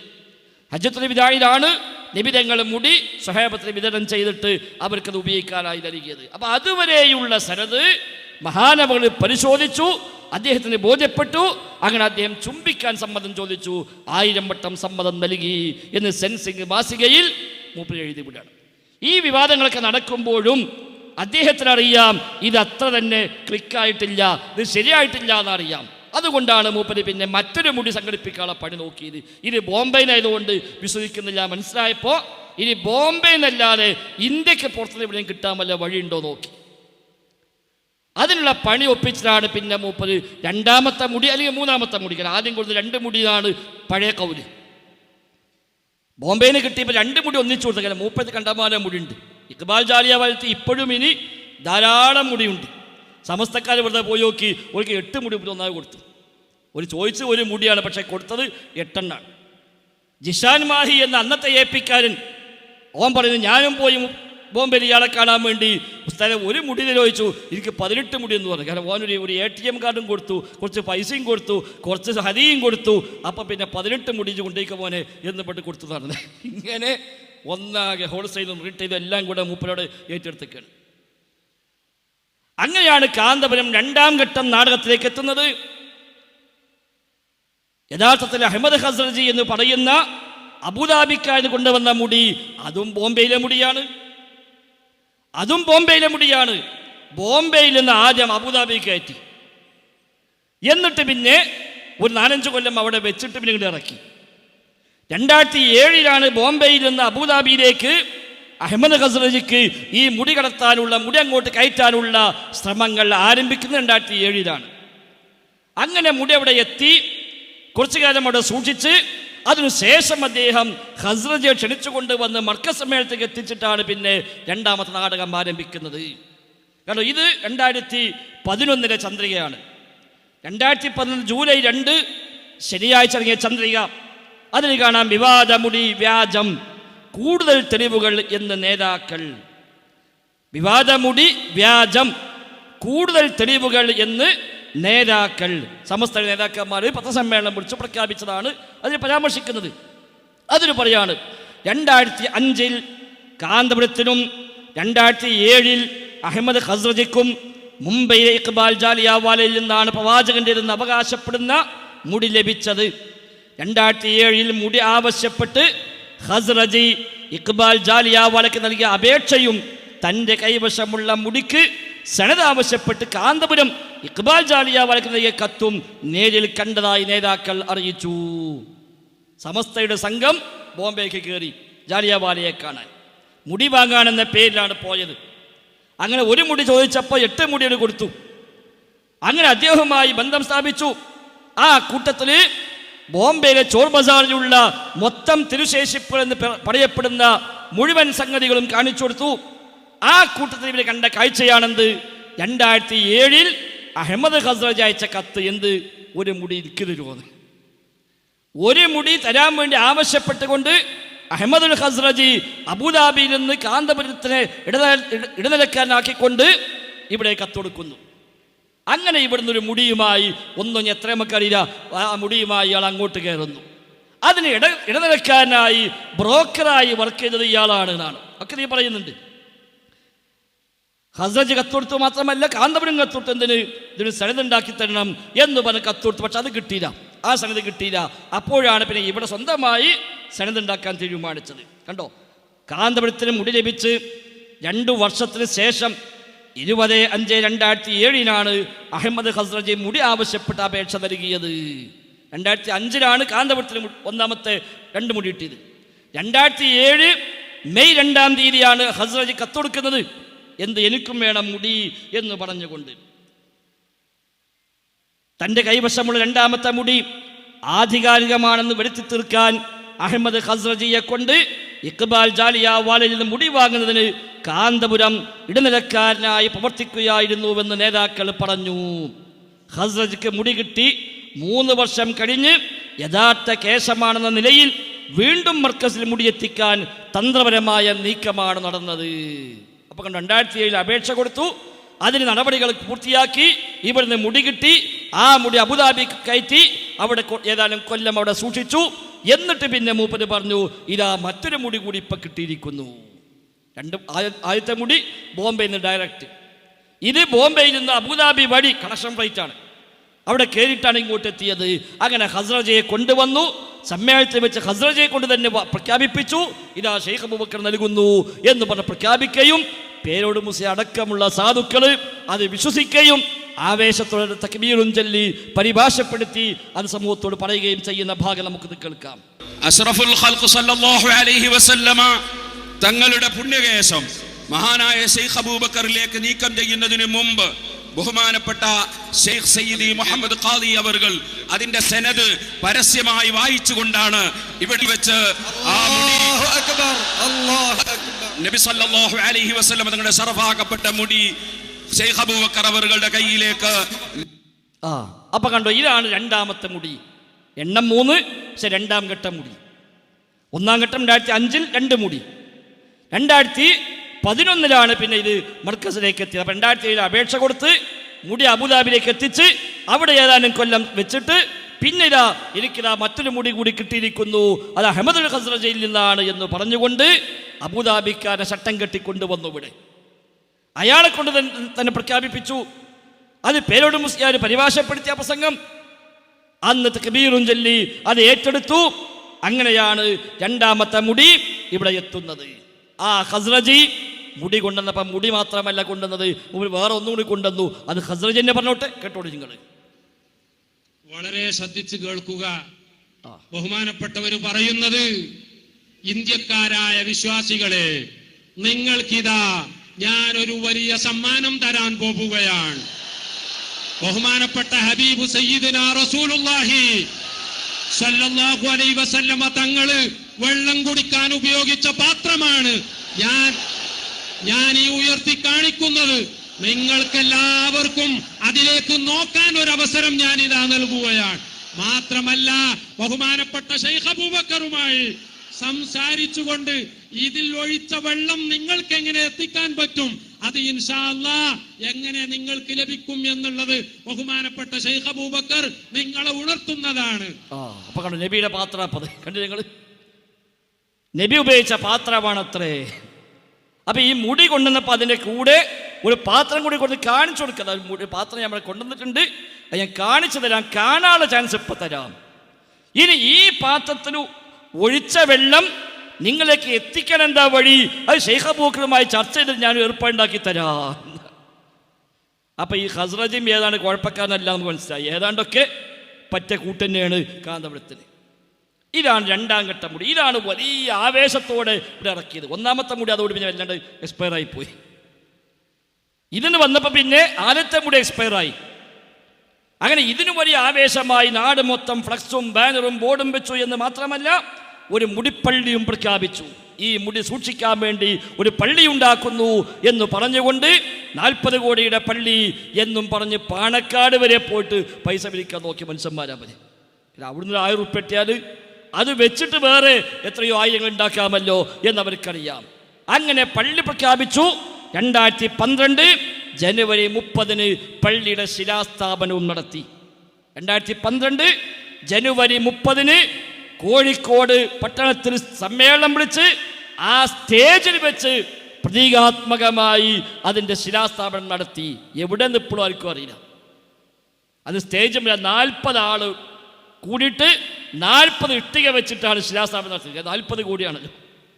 മുഷാവറ 40 ആളുമാണ്. ഈ 40 മുഷാവറ മെമ്പർമാരെ കൊണ്ടും ഓരോ ഇഷ്ടിക പിടിപ്പിച്ചിട്ട് ഇതിനെ ശിലാസ്ഥാപനം എന്നും പറഞ്ഞ് പ്രഖ്യാപിച്ചിട്ട് ഇപ്പം എത്ര കാലമായി? 13 കൊല്ലം കഴിഞ്ഞു. 2012 ജനുവരി 30 ആ ശിലാസ്ഥാപനം ഉണ്ടായത്. അതിന് ശേഷം പള്ളി എന്തായി, എവിടെ, എന്താ ഒരു പിടുത്തമില്ല. നോളജ് സിറ്റി അതല്ല, അത് വേറെയാണ്. അത് വേറെ പ്രൊജക്റ്റാണ്. നോളജ് സിറ്റി പ്രഖ്യാപിച്ചപ്പോൾ അന്ന് പത്രക്കാർ ചോദിച്ചു, ഇതാണോ നിങ്ങൾ മുടിക്ക് ഉണ്ടാക്കുന്ന പള്ളി? അല്ല, അത് വേറെയാണെന്നാണ്. അത് കോഴിക്കോട് ടൗണിൽ തന്നെയാണ് ഞങ്ങൾ പള്ളി ഉണ്ടാക്കുന്നത്, മറ്റത് വേറെ. നോളജ് സിറ്റി വേറെയാണ്, മുടിപ്പള്ളി കോഴിക്കോട് ടൗണിലാണ്. അതിൻ്റെ പെർമിഷനുമായിട്ട് ബന്ധപ്പെട്ട കാര്യങ്ങളൊക്കെ തുടങ്ങിയിട്ടുണ്ട്.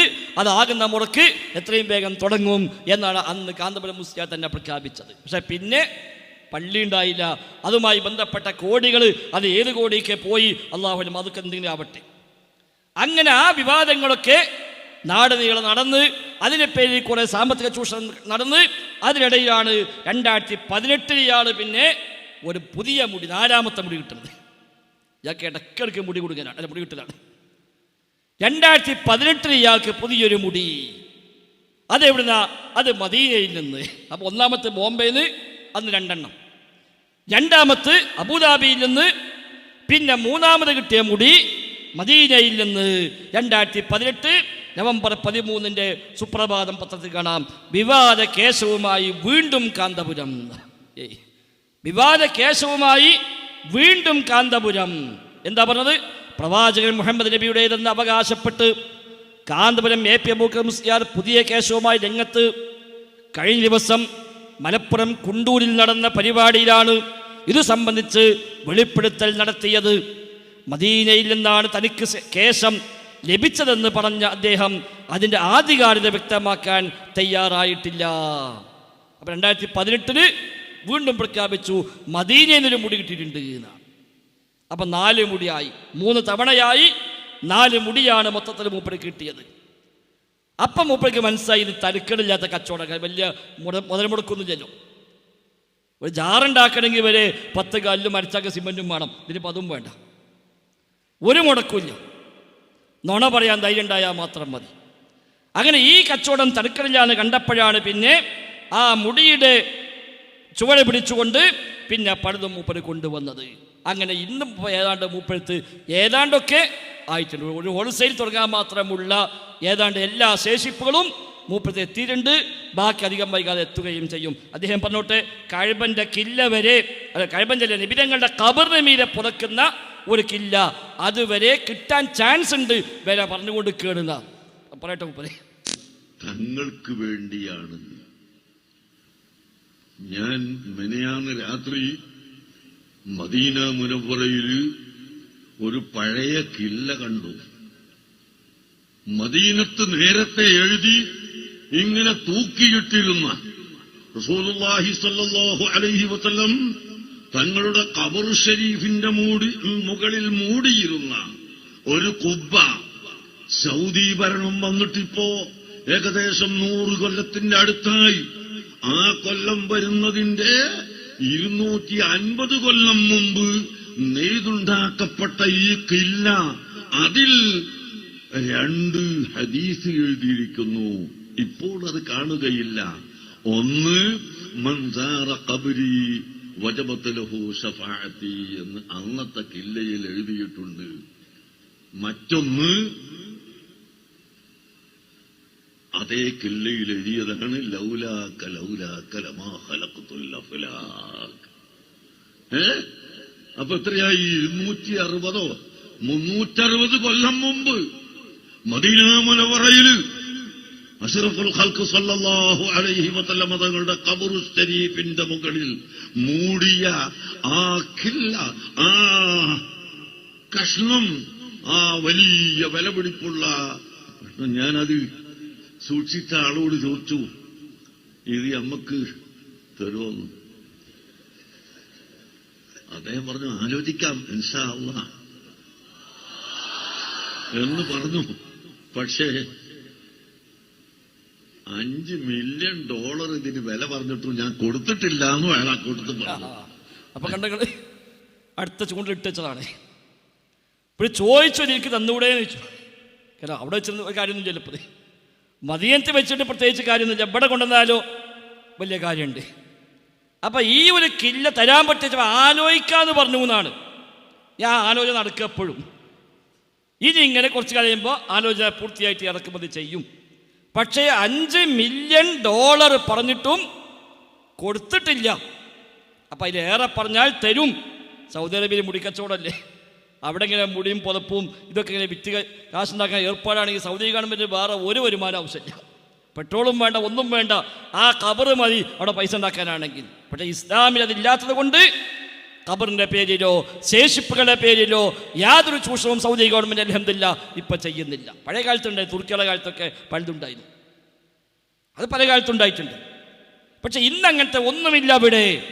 അപ്പം നബിതങ്ങളുടെ ഖബറിന് മീതെ പുതച്ച ഒരു കില്ല, ഒരു പുതപ്പ്. നബിതങ്ങളുടെ ഖബർ ആളുകൾ കാണാതായിട്ട് നൂറ്റാണ്ടെത്രയായി, നൂറ്റാണ്ടുകളായി.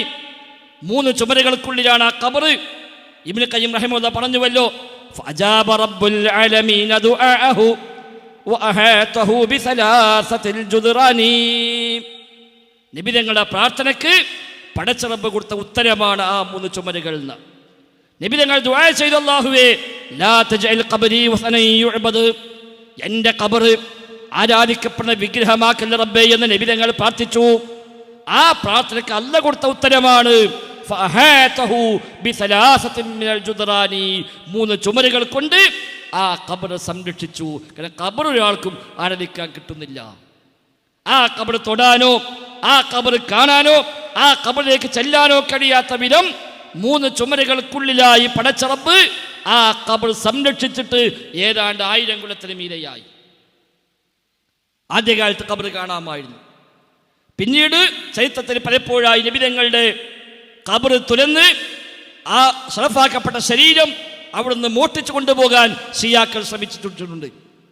അങ്ങനെയാണ് പിന്നീട് സംരക്ഷിക്കപ്പെടാനായി ഭിത്തികൾ നിർമ്മിച്ചത്. അതിനുള്ളിലേക്ക് കവാടം പോലും ഇല്ലാത്ത വിധം അത് അടക്കപ്പെട്ടിട്ട് 1000 കൊല്ലം കഴിഞ്ഞു. ഹദീസ് പണ്ഡിതന്മാരുടെ ഗ്രന്ഥങ്ങളിൽ, വ്യാഖ്യാതാക്കളുടെ ഗ്രന്ഥങ്ങളിൽ നബിതങ്ങളുടെ ഖബറും സിദ്ദീഖുൽ അക്ബറിന്റെ ഖബറും ഉമർ ഖത്താബിന്റെ ഖബറും ഒക്കെ എങ്ങനെയാണ് എന്ന് ഹദീസിലെ പ്രയോഗങ്ങൾ വെച്ചുകൊണ്ട് അവർ ഏകദേശം രേഖാചിത്രം വരച്ചത് ഫതുഹുൽ ബാരി പോലെയുള്ള കിതാബിൽ നമുക്ക് കാണാൻ കഴിയും. നബിതങ്ങളുടെ ഖബറിന്റെ ഏത് ഭാഗത്താണ് സിദ്ദീഖുല്ലാഹിന്റെ ഖബർ? 2-3 അഭിപ്രായം കാണാം.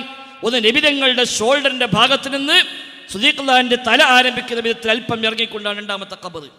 സിദ്ദീഖുല്ലാഹിന്റെ ഷോൾഡറിന്റെ ഭാഗത്ത് നിന്ന് ഉമർ ഖത്താബിന്റെ തല ആരംഭിക്കുന്ന വിധത്തിൽ അല്പം കൂടി ഇറങ്ങിയിട്ടാണ് 3ാമത്തെ ഖബർ എന്ന് ഒരഭിപ്രായം. അതല്ല, മറ്റൊരു രൂപത്തിലാണ് വേറെ. ഇങ്ങനെ 2-3 ചിത്രങ്ങൾ ഹദീസിലൊക്കെ വന്ന, ചരിത്രത്തിൽ വന്ന പരാമർശങ്ങളെ വെച്ചുകൊണ്ട് ഏതാണ്ട് അവരൊക്കെ ഇങ്ങനെ വരച്ചിട്ടത് കാണാൻ വഴി. ഇങ്ങനെ ആയിരിക്കാം, അല്ലെങ്കിൽ ഇങ്ങനെ ആയിരിക്കാം, അല്ലെങ്കിൽ ഇങ്ങനെ ആയിരിക്കാം. എന്താ കാരണം? ഉള്ളിൽ കയറാൻ വകുപ്പില്ല. ഉള്ളിൽ കയറി നോക്കിയാൽ പ്രശ്നം തീരൂലേ? അതില്ല. അതിന് ഒരു നിർവാഹവും ഇല്ലാത്ത വിധം ഉള്ളിലേക്ക് കടക്കാൻ കവാടങ്ങൾ പോലും ഇല്ലാതെ 3 ചുമരുകൾക്കുള്ളിൽ ആ ഖബർ അല്ലാഹു തആല സംരക്ഷിച്ചു. പിന്നീട് ഹിജ്റ 9-ാം നൂറ്റാണ്ടിൽ മദീന പള്ളിക്ക് തീപിടുത്തമുണ്ടായി. മുഅദ്ദിൻ രാത്രി പോകുമ്പോൾ വിളക്കൂതാൻ മറന്നുപോയി. ആ വിളക്ക് തട്ടിമറിഞ്ഞ് തീപിടുത്തമുണ്ടായി. മദീന പള്ളിയുടെ നല്ലൊരു ഭാഗം ഒന്നായി കത്തി അമർന്നു. അന്ന് നബി തങ്ങളുടെ ഖബറിൻ്റെ ആ ചുമരുകളും ഏതാണ്ട് മുഴുവൻ കേടുപാടുകൾ സംഭവിച്ചു. അന്നൊന്ന് പുതുക്കിപ്പണിതു. ആ പുതുക്കിപ്പണിതിൻ്റെ ഭാഗമായി അന്ന് ബാക്കിയുള്ള ചുമരൊക്കെ തട്ടി നീക്കി അവിടെ എല്ലാം വൃത്തിയാക്കി രണ്ടാമത് പിന്നെ അതേപോലെ നിർമ്മിക്കുന്നത്. അന്നാണ് ഇടക്കാലത്ത് പിന്നെ ഖബർ കാണാൻ ഒരു സാഹചര്യമുണ്ടായത്. അന്ന് കണ്ട ആളാണ് അല്ലാമ സുംഹൂദി റഹിമഹുല്ലാ. അദ്ദേഹത്തിന് വഫാ ഉൽ വഫാ ബി താരീഖിൽ മുസ്തഫ എന്ന ഗ്രന്ഥത്തിൽ അദ്ദേഹം വളരെ വിശദമായി അദ്ദേഹം അന്ന് കണ്ട കാഴ്ചകൾ രേഖപ്പെടുത്തി വെക്കുന്നുണ്ട്. അതാണ് ചരിത്രത്തിൽ പിന്നീട് ഖബർ കണ്ടത്. അതിനു ശേഷം പിന്നെ കാണാനും പറ്റിയിട്ടില്ല. അതിന് മുമ്പും കണ്ടിട്ടില്ല, നൂറ്റാണ്ടുകൾ. അതിന് ശേഷം കഴിഞ്ഞ 500-600 കൊല്ലമായി അതാരും കണ്ടിട്ടില്ല. എന്നിട്ടാണ് മൂപ്പര് വഹാബി ഗവൺമെൻറ് വരുന്ന മുമ്പ് ആ ഖബറിന് മേലിട്ട പുതപ്പ് ഇപ്പോഴും സൂക്ഷിച്ച് മൂപ്പർക്ക് അത് 5 കോടിക്ക് കൊടുക്കാനുള്ള സാധ്യത മൂപ്പര് പറയണത്. അപ്പം അതിന് ഒരുപാട് ധ്വനിയുണ്ട്. വഹാബിയാൾ അതൊക്കെ ഇല്ലാതാക്കിയത് എന്നും കൂടി വിശ്വസിപ്പിക്കാനോ. സ്വഹാബിയാളെ ചെയ്ത പണി പിന്നെ വഹാബിയാളെ ഏറ്റെടുത്തുന്നേ ഉള്ളൂ, അല്ലാതൊന്നും. ഇടക്കാലത്ത് ഇവിടെ ചില ഖുറാഫികൾ എന്നപ്പോൾ അത് കോലം മാറ്റിയിരുന്നു. അത് രണ്ടാമത് പഴയതിലേക്ക് ശരിയിലേക്ക് തിരിച്ചു കൊണ്ട് വരികയാണ് വഹാബികൾ ചെയ്തത് എന്ന് സാന്ദർഭികമായി സൂചിപ്പിക്കുന്നത്. 2 ഹദീസ് എഴുതിച്ചു എന്നാണ്, രണ്ടുമില്ലാത്താണ്. ഒന്ന് മൻസാറ ഖബരി വജബത് ലഹു ശഫാഅത്തി, ദുർബലമായ ഹദീസാണ്. നബി തങ്ങൾ പറഞ്ഞു അത് സ്ഥിരപ്പെട്ടിട്ടില്ല. മൗളൂആണ്, നിർമ്മിതമാണ്. അല്ല പറയുന്നു എന്ന് പറഞ്ഞ അള്ളാന്റെ പേരിൽ വ്യാജമായി ആരോ ഉണ്ടാക്കി വിട്ടതാണ്. പണ്ട് മുസ്തഫ ഫൈസ് പ്രസംഗിച്ചപ്പോൾ പറഞ്ഞു, ഈ ഹദീസ് ഞാൻ ഒരുപാട് സ്ഥലത്ത് അന്വേഷിച്ചു, പല കിതാബിൽ നോക്കി, എവിടെയും കാണുന്നില്ല. ഞാൻ വഹാബികളുമായി ഖണ്ഡനം നടത്തിയപ്പോൾ വഹാബി മൗലവിമാർ പിന്നാലെ കൂടി ഈ ഹദീസ് എവിടെ കാണിച്ചതെന്ന് പറഞ്ഞിട്ട് അവസാനം എനിക്ക് കിട്ടി.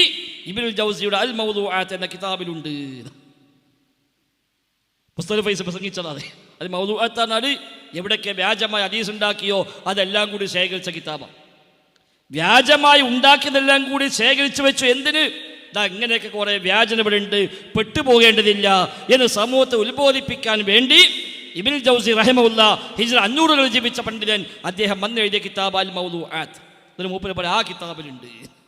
തക്ബീറും ചൊല്ലി അനുയായികൾ പാസ്സാക്കി കൊടുത്തു. അപ്പം ഇതാണ് ഇപ്പം ഈ പുതപ്പമ്മ എഴുതി വെച്ചു എന്ന് പറയുന്നത്. അപ്പം ആ പുതപ്പ് മൂപ്പരിങ്ങനെ പറഞ്ഞ് വിലകൊണ്ടൊക്കെ നിൽക്കുകയാണ്. കച്ചവടം ഉറച്ച് കിട്ടിയാൽ ഇൻഷാ അല്ലാഹ് അതും കൂടി എത്താൻ ഭാഗ്യം നമ്മുടെ കേരളത്തിൽ ഉണ്ടാകുമെന്ന് പ്രതീക്ഷിക്കാം. അങ്ങനെ നബിയുടെ ഖബറിന് മേലുള്ള പുതപ്പ്, അതേപോലെ നബിൻ്റെ പാത്രം കാണാൻ ഭാഗ്യം കിട്ടി. ഇനിയിപ്പോൾ എന്താണ് ആ പാത്രം കണ്ട് എത്താൻ നമുക്കറിയില്ല. അപ്പം കണ്ടു, ഒരു ഒറ്റ കാഴ്ച കണ്ടു. ഇനി അത് ഒരു പക്ഷേ സ്ഥിരമായി കേരളത്തിൽ കൊടുത്തുകൂടാകുന്നില്ല. അതേപോലെ പിന്നെ മണ്ണ്, ഏത് മണ്ണ്? നബിതങ്ങളുടെ ഖബറിന് അവിടെയുള്ള മണ്ണ്. ആ മണ്ണ് ഇടയ്ക്കിടയ്ക്ക് മൂപ്പര് പോയിട്ട് വടിച്ചൂട്ടിക്കൊണ്ടല്ലാണ്. നമ്മുടെ സാധാരണ പണ്ടൊക്കെ ഈ തട്ടവീടിന് മുമ്പിൽ അതിരാവിലേക്കാണ് ചില പെണ്ണുങ്ങൾ ഇങ്ങനെ മണ്ണടിച്ചു കൂട്ടുന്നത്. അതൊക്കെ ഇവിടെ കൊണ്ടുപോയി ഇങ്ങനെ അടിച്ചു പെറുക്കുക, ചിലപ്പോൾ എന്തെങ്കിലുമൊക്കെ തരി അതിന് കിട്ടുമോ എന്നാണ് നോക്കുക എന്ന് പറഞ്ഞ പോലെ ഇയാൾക്ക് അവിടെ പോയുള്ള പണി അതാണ്. മൂപ്പര് പറയട്ടെ, ആ മണ്ണുണ്ട് എന്നാണ്. നിങ്ങൾ ആദരിക്കണ്ട. നാളെ ഇൻഷാ അല്ലാഹ് മർക്കസു തഖാഫത്തി സുന്നിയയിൽ ഷഹർ മുബാറക്ക് കാണിക്കപ്പെടുന്നു. കൂടാതെ ഷഹർ മുബാറക്കിന്റെ കൂടെ അത് ഇട്ട വെള്ളം സംസം വെള്ളത്തിലിട്ട് ആ വെള്ളം വലിയ ചെമ്പിലെ വെള്ളത്തിലൊഴിച്ച് എല്ലാവർക്കും കൊടുക്കുന്ന കൂട്ടത്തിൽ ഷഹർ മുബാറക്കിൻ അതിൽ മുക്കിയതിന് പുറമേ ആ വെള്ളത്തിൽ പുതിയ മറ്റൊന്നുകൂടി ചേർത്തിരിക്കുന്നു. എന്താണത്? ഞങ്ങൾക്ക് വിശ്വാസമുള്ളത് മദീന മുനവ്വറയിലെ തുർബത്തുൽ ഹുജ്റത്ത് ശരീഫ. അല്ലാഹു അക്ബർ. അപ്പൊ തുർബത്തുൽ ഹുജ്റത്ത് ശരീഫ എന്താ? നബിതങ്ങളുടെ ഖബറിന്റെ ഉൾക്കൊള്ളുന്ന ആ റൂം, ആ റൂമിൽ വരുന്ന പൊടിപടലങ്ങൾ, അവിടെയുള്ള മണ്ണ്, അതൊക്കെ പാടങ്ങനെ തുടച്ച് അടിച്ച് കൊണ്ടുവന്നിട്ട് അതും കൂടെ മുക്കിയ വെള്ളമാണ്. അവിടെ പോയാൽ മനുഷ്യന്മാർക്ക് അറിയാം, അവിടെ 24 മണിക്കൂർ തുടച്ചുകൊണ്ടേക്കാണ്. അവിടെ എന്ത് പൊടി അവിടെ. ഇനി അവിടെ വല്ല പൊടി ഉണ്ടെങ്കിൽ ഇയാൾക്ക് അവിടെ പോയിട്ട് ഇത് അടിച്ചു വരാൻ കിട്ടും. അപ്പോഴേക്ക് പോലീസ് പിടിച്ചുകൊണ്ട് പോകും. സഹോദരന്മാരെ എന്നും വിറ്റ് കാശാക്കുന്നിടത്തേക്കാണ് ഇയാൾ കൊണ്ടുപോകുന്നത്. അങ്ങനെ ഒരു 5-6 കൊല്ലമായിട്ട് ഇപ്പോൾ കോവിഡൊക്കെ വന്നപ്പോൾ ഒന്നിട അമർന്നിരുന്നു. പിന്നെ മുടിയൊന്നും വല്ലാതെ വന്നിട്ടില്ല. മൂപ്പരല്ലാണ്ട് എടുത്തു വെക്കലുമില്ല. മൂപ്പർക്ക് വിശ്വാസമില്ലല്ലോ. ഇപ്പം അങ്ങനെയാണ് ഇപ്പം അവസാനം മകൻ്റെ തട്ടിപ്പാകാനാണ് സാധ്യത. വാപ്പാനെ കൊണ്ട് 94-ാമത്തെ വയസ്സിൽ ഒന്നും കൂടി പ്രഖ്യാപിപ്പിച്ചതാണ് പറ്റും ലാസ്റ്റ്. ഇപ്പം ഏതാണ്ട് പറ്റ വയ്യാതായി. ആ 94 വയസ്സായിട്ടും നമ്മൾ ബഹാവുദ്ദീൻ നബി പറഞ്ഞു 94-ാമത്തെ വയസ്സിൽ ഇയാൾ നുണ പറയുകയാണല്ലോ എന്ന്. ഇപ്പം ഏറ്റവും പുതിയ വെളിപ്പെടുത്തൽ വന്നപ്പോൾ ബഹാവുദ്ദീൻ നബീൻ്റെ പ്രസംഗം വന്ന് അദ്ദേഹം പറഞ്ഞതാണ്, ഏത് മനുഷ്യന്മാർക്കും വയസ്സ് കുറേയൊക്കെ കൂടുമ്പോൾ മരിക്കാനായി തോന്നലൊക്കെ ഉണ്ടാകുമ്പോൾ പിന്നെ നുണയൊന്നും പറയില്ല, ഇയാൾക്ക് 94 വയസ്സായിട്ട് പിന്നെയും നുണ പറയുകയാണല്ലോ എന്ന് വഹാബുദ്ദീൻ നബി ഇപ്പം കഴിഞ്ഞ ആഴ്ച പ്രസംഗിച്ചു. അപ്പം അങ്ങനെ ഒന്ന് പ്രഖ്യാപിപ്പിച്ചിട്ടതാണ്. അതിലും പറഞ്ഞു എന്ത്, ഇവിടെ മുടി മാത്രമല്ല, ഇപ്രാവശ്യം കിട്ടിയത് നബിയുടെ ഉമിനീരാണ്. നബിയുടെ ഉമിനീര്, അതേപോലെ നബിതങ്ങളുടെ കയ്യിൽ നിന്ന് ഒലിച്ച വെള്ളം, ആ വെള്ളത്തിൻ്റെ ഒരു വിഹിതം, അത് രണ്ടും കൂടി മിക്സ് ചെയ്തു. പിന്നെ മദീനത്തെ പൊടിയും, അത് മൂന്നും കൂടി മിക്സ് ചെയ്തിട്ട് 4ാമത് മുടിയും, ഇത് 4ഉം കൂടി കൂട്ടിയ ഒരു മിശ്രിതമാണ് ഇപ്രാവശ്യം മുടി കൊടുക്കുന്നത്. മാത്രവുമല്ല ഇപ്പം അവസാനം പ്രഖ്യാപിച്ചെന്താണ്, ആ മുടി ഇതാ വളർന്നിരിക്കുന്നു. അപ്പം സംശയമുണ്ട്, 2005 മുടിയാണോ വളർന്നത്, അതോ 2011 മുടിയാണോ വളർന്നത്, 2018 മുടിയാണോ വളർന്നത്, അതൊക്കെ അറിയാൻ ആഗ്രഹമുണ്ട്. അതും ആകെ 1/2 സെൻറ്റിമീറ്ററോളം, 1/2 സെൻറ്റിമീറ്റർ ഇല്ല, 1/2 സെൻറ്റിമീറ്ററോളം വളർന്നു എന്നാണ്. കൊണ്ടുവന്ന് വെച്ചതിനേക്കാൾ 1/2 സെൻറ്റിമീറ്ററോളം വളർന്നു. അപ്പം കൊണ്ടുവന്ന് വെച്ചെന്നാണ് 2005. അതാണെങ്കിൽ 20 കൊല്ലം കൊണ്ട് 1/2 സെൻറ്റിമീറ്റർ. അത് 2011 2ാം മുടിയാണെങ്കിലോ 14 കൊല്ലം കൊണ്ട് 1/2 സെൻറ്റിമീറ്റർ. 18 മുടിയാണെങ്കിലോ 7 കൊല്ലം കൊണ്ട് 1/2 സെൻറ്റിമീറ്റർ. ഏതെന്നാലും ഏതാ വളർന്നത്, അത് എന്താണ് എന്നൊക്കെ വ്യക്തമാക്കേണ്ട ബാധ്യത ഉണ്ട്. പക്ഷേ അദ്ദേഹം ഇത് പറഞ്ഞത് മുടി വളർന്നു മാത്രമല്ല, അതിൻ്റെ കൂടെ നബിയുടെ ഉമിനീര് കൂടി, നബിയുടെ കയ്യിൽ നിന്നിറങ്ങിയ വെള്ളത്തിൻ്റെ ആ വെള്ളത്തിൽ ചേർത്ത വെള്ളം കൂടി, എല്ലാം കൂടി ചേർത്തിക്കൊണ്ടാണ് ഇപ്രാവശ്യം വിതരണം ചെയ്യുന്നത് എന്നുവരെ പറഞ്ഞെത്തിപ്പ് അവസാനം. സഹോദരങ്ങളെ, ഇതൊക്കെ മതവാണിഭം എന്ന് ഒരു വാക്കിന് മാത്രം ഒതുക്കേണ്ടതല്ല, ശുദ്ധമായ ഷിയായിസമാണ്. ഷിയാക്കൾ ലോക ചരിത്രത്തിൽ ഇങ്ങനത്തെ ഏർപ്പാട് തുടങ്ങിയത്. അഹ്ലുസുന്നയെ സംബന്ധിച്ച് നബിതങ്ങളുടെ ശേഷിപ്പാണ് സ്ഥിരപ്പെട്ടാൽ അത് എന്തൊക്കെ മഹത്വമുണ്ടോ, എങ്ങനെയൊക്കെ ഉപയോഗിക്കാമോ, ഹദീസിൽ എന്തൊക്കെ സ്ഥിരപ്പെട്ടുവോ അതെല്ലാം സമിഅ്നാ വ അത്വഅ്നാ. പിന്നെ സംശയമില്ല. അവിടെ സ്വഹാബത്ത് നബിയുടെ മുടി മുഖ്യ വെള്ളം കുടിച്ചിട്ടുണ്ട്, നബിതങ്ങളുടെ വിയർപ്പ് അവർ ഉപയോഗിച്ചിട്ടുണ്ട്, നബിതങ്ങളെ കുപ്പായം അവർ ഉപയോഗപ്പെടുത്തിയിട്ടുണ്ട്. സ്ഥിരപ്പെട്ട ഹദീസിൽ വന്നതെല്ലാം അതേപടി സ്വീകരിക്കുന്നു. അതിനെ ബോഡി വേസ്റ്റ് എന്ന് പറയുവാനോ അത് ബുദ്ധിക്കെതിരാന്ന് പറയുവാനോ ഒന്നും നമ്മൾ തയ്യാറല്ല. പ്രമാണങ്ങൾ എന്തുണ്ടോ അത് അതേപടി സ്വീകരിക്കാം.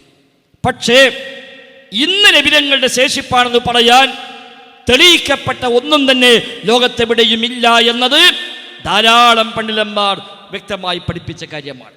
ഈ വിഷയത്തിൽ മാത്രം ഗ്രന്ഥമെഴുതിയ ആളുകളും അല്ലാത്തവരുമൊക്കെ ഇന്നുള്ള ഒന്നും നബിയിലേക്ക് ചേർത്ത് സ്ഥാപിക്കാൻ മതിയായ രേഖകളില്ല, അതിന് ശരിയായ തെളിവില്ല എന്ന് പറഞ്ഞ ധാരാളം പണ്ഡിതന്മാർ ഓരോ നൂറ്റാണ്ടുകളായി നമുക്ക് എണ്ണി കാണിക്കാൻ കഴിയും. എന്നാൽ ചിലര് പറഞ്ഞു തെളിവ് ഇല്ലെങ്കിലും ശരി നബിയിലേക്ക് ചേർക്കപ്പെട്ടല്ലോ, ആ നിനക്ക് നിഷേധിക്കേണ്ടതില്ല എന്ന് പറഞ്ഞ മനുഷ്യന്മാരുണ്ട്. എന്നാൽ പ്രമാണങ്ങൾ ശരിയാമണ്ണം ഗ്രഹിച്ച പണ്ഡിതന്മാരൊക്കെ പറഞ്ഞു ഇന്ന് നബിയുടെ എന്ന് പറയാൻ അങ്ങനെ സ്ഥിരപ്പെട്ട ഒന്നും തന്നെ ഇല്ല. നബിയിലേക്ക് ചേർത്തി അന്നറിയപ്പെട്ട പലതും ഉണ്ടായിരുന്നു, അതൊക്കെ കാലക്രമേണ നഷ്ടപ്പെട്ടു പോയി. മുടികളൊക്കെ ചില സ്വഹാബിമാർക്ക് ലഭിച്ചു. പല സ്വഹാബിമാരും തങ്ങളുടെ വഫാത്തിന്റെ സമയത്ത് വസിയത്ത് ചെയ്ത് വെച്ചു, എൻ്റെ കഫൻ തുണി അത് വെക്കണമെന്ന്. അങ്ങനെ അവരെ കഫനിൽ ആ മുടി കൂടി വെച്ചുകൊണ്ട് കഫൻ ചെയ്യപ്പെട്ട സ്വഹാബിമാരുടെ ചരിത്രങ്ങൾ കാണാൻ കഴിയും. നബി തങ്ങളുടെ മോതിരം സുദീഖ് റളിയല്ലാഹു ഉപയോഗിച്ചിരുന്നു, ഉമർ ഖത്താബ് ഉപയോഗിച്ചിരുന്നു, ഉസ്മാൻ അഫ്ഫാൻ ഉപയോഗിച്ചിരുന്നു റളിയല്ലാഹു അൻഹും. ഉസ്മാൻ അഫ്ഫാനെ കയ്യിൽ നിന്ന് ആ മോതിരം കിണറ്റിലേക്ക് വീണു. ചിലപ്പോൾ ഇനി പറയും അതാ കിണറ്റിൽ നിന്ന് കിട്ടിയെന്ന് പറയുവാണേ. ആ കിണറ് കണ്ടെത്തി അവിടെ അന്വേഷിച്ചപ്പോൾ അതിന് കിട്ടിയിരിക്കുന്നത് വേണേൽ പറഞ്ഞുകൂടായില്ല. നബി തങ്ങളുടെ വടി കുറച്ചു കാലം സൂക്ഷിച്ചു പോന്നിരുന്നു. അബ്ബാസി ഖലീഫമാർ ആ വടി ഉപയോഗപ്പെടുത്തിയിരുന്നു. ഖലീഫമാർക്ക് അവിടെ അടയാളമായി ആ വടി ഉപയോഗിച്ചത്. പക്ഷേ അത് പിന്നീട് ഒരു യുദ്ധവേളയിൽ അത് തകർക്കപ്പെട്ട് നഷ്ടപ്പെട്ടു പോയി എന്ന് ചരിത്രത്തിൽ രേഖപ്പെടുത്തുന്നുണ്ട്. നബിയുടെ ചെരുപ്പ് കുറച്ചു കാലം സൂക്ഷിച്ചു പോന്നിരുന്നു, പക്ഷേ അതൊക്കെ പിന്നീട് നഷ്ടപ്പെട്ടു പോയി എന്ന് രേഖപ്പെടുത്തപ്പെട്ടിട്ടുണ്ട്. പിന്നെ നൂറ്റാണ്ടുകൾക്ക് ശേഷം ഹിജ്റ 700 800 തുർക്കിയിലും ഈജിപ്തിലുമൊക്കെയാണ് പിന്നെ രണ്ടാമത് രംഗപ്രവേശനം ചെയ്യുന്നത്. ചില രാജാക്കന്മാർ അന്നത്തെ കാലത്ത് 1 ലക്ഷം ദീനാറ് അതേപോലെ 2 ലക്ഷം ദീനാറൊക്കെ കൊടുത്തുകൊണ്ട് ചില ആളുകളിൽ നിന്ന് വാങ്ങി എന്ന് പറഞ്ഞുകൊണ്ടാണ് രണ്ടാമത് ഇത് രംഗത്ത് വരുന്നത്. ബൈത്തുൽ മുഖദ്ദസിൽ പോയപ്പോൾ അവിടെ സ്വാലിഹായ മനുഷ്യരെ കണ്ടു. അയാൾ പറഞ്ഞു എൻ്റെ കയ്യിൽ മുടിയുണ്ട് എന്ന് പറഞ്ഞു. അയാൾക്ക് 1 ലക്ഷം റിയാൽ കൊടുത്തിട്ട് ദിർഹം കൊടുത്തിട്ട് അയാൾ മുടി വാങ്ങി എന്നൊക്കെ പറഞ്ഞുകൊണ്ടാണ് പിന്നെ തുർക്കിയിൽ നമ്മൾ നേരത്തെ കേട്ട കോൺസ്റ്റാന്റിനോപ്പിളിലേക്കുള്ള മുടി രംഗപ്രവേശനം ചെയ്യുന്നത് അങ്ങനെയാണ് എന്ന് കാണാൻ കഴിയും. പിന്നെ അതിൽ നിന്ന് ഹദിയ കൊടുത്തു എന്നാണ് പിന്നെ പറയുന്നത്. അതിൽ നിന്ന് ഹദിയ കൊടുത്തു. അങ്ങനെ ഫലസ്തീനിൽ, ബഗ്ദാദിൽ, സിറിയയിൽ പല രാജ്യങ്ങളും ഇന്നങ്ങനെ ഈ വക മനുഷ്യന്മാരുള്ളവർക്കൊക്കെ പല സ്ഥലത്തും നബിയുടെ മുടി എന്ന് പറഞ്ഞുകൊണ്ട് ഇങ്ങനെ പലതുമുണ്ട്. പക്ഷെ അതൊന്നും സ്ഥിരപ്പെട്ടതല്ല, ഒന്നും രേഖയില്ല. ഈ നബിയിലേക്ക് മാത്രം സവിശേഷമായി പഠിപ്പിക്കപ്പെട്ട കാര്യങ്ങളെ മറ്റുള്ളവരിലേക്ക് ചേർക്കാനോ അതിന് നിർവാഹമില്ലതാണ്. ഇത് നബിയുടെ സവിശേഷതയാണ്. നബിതങ്ങളുടെ ആസാറുകൾ, ശേഷിപ്പുകൾക്ക് ബറക്കത്തുണ്ടാവുക എന്നത് അല്ലാഹു തആല നബിക്ക് മാത്രം നിശ്ചയിച്ച സവിശേഷതയാണ്. അതിൽ ഖിയാസാക്കിക്കൊണ്ട് നബിക്കുണ്ടെങ്കിൽ പിന്നെ സ്വാലിഹീങ്ങൾക്കുണ്ടാകാമല്ലോ എന്ന് പറഞ്ഞിട്ടാണ് മടവൂരിൻ്റെ ശേഷിപ്പുകളെല്ലാം ഇപ്പം സൂക്ഷിക്കുന്നത്. അതൊരിക്കലും തുല്യപ്പെടുത്താവതല്ല. അതുകൊണ്ട് അഹ്ലുസുന്നയെ സംബന്ധിച്ച് പ്രമാണങ്ങളിൽ എന്തു വന്നോ അത് അതേപടി സ്വീകരിക്കാം. എന്നാൽ കച്ചവടമാക്കാനോ അത് ആ നിലക്ക് ചൂഷണമാക്കാനോ ഒരു മാതൃക നമുക്കില്ല. സ്വഹാബിമാരൊക്കെ ഉപയോഗിച്ചത് അവരുടെ ചില ആവശ്യങ്ങൾക്ക് വേണ്ടി, ബറക്കത്തിന് വേണ്ടി, ശിഫയ്ക്ക് വേണ്ടി ഉപയോഗിച്ചു. അവർ പലരും അവർ തങ്ങളുടെ കൂടെ മറമാടാൻ തന്നെ വസീയത്ത് ചെയ്തു. അവിടെ നിന്ന് ഇങ്ങോട്ട് 1-2 നൂറ്റാണ്ടുകൾ അതിൽ ചിലതൊക്കെ സൂക്ഷിച്ചു പോകുന്നത് കാണാൻ കഴിയുമെന്നല്ലാതെ അതിനപ്പുറത്തേക്ക് അത് കൈമാറിപ്പോകുന്ന ചരിത്രം കാണാൻ സാധിക്കുന്നില്ല. സ്വഹാബിമാരാരും നബിയിൽ നിന്നല്ലാതെ മറ്റൊരാളിൽ നിന്ന് ബർക്കത്ത് എടുത്തിട്ടുമില്ല. ഇമാം ഷാത്തിബി റഹിമഹുല്ലാഹ് കിതാബിൽ ഇത്സാമിൽ പറഞ്ഞു, ഫലം യസ്ബുത് മിൻ ത്വരീഖിൻ സ്വഹീഹിൻ സ്വരീഹിൻ അന്ന മുതബദ്ദികൻ തബറക ബി അഹദിൻ മിൻഹും.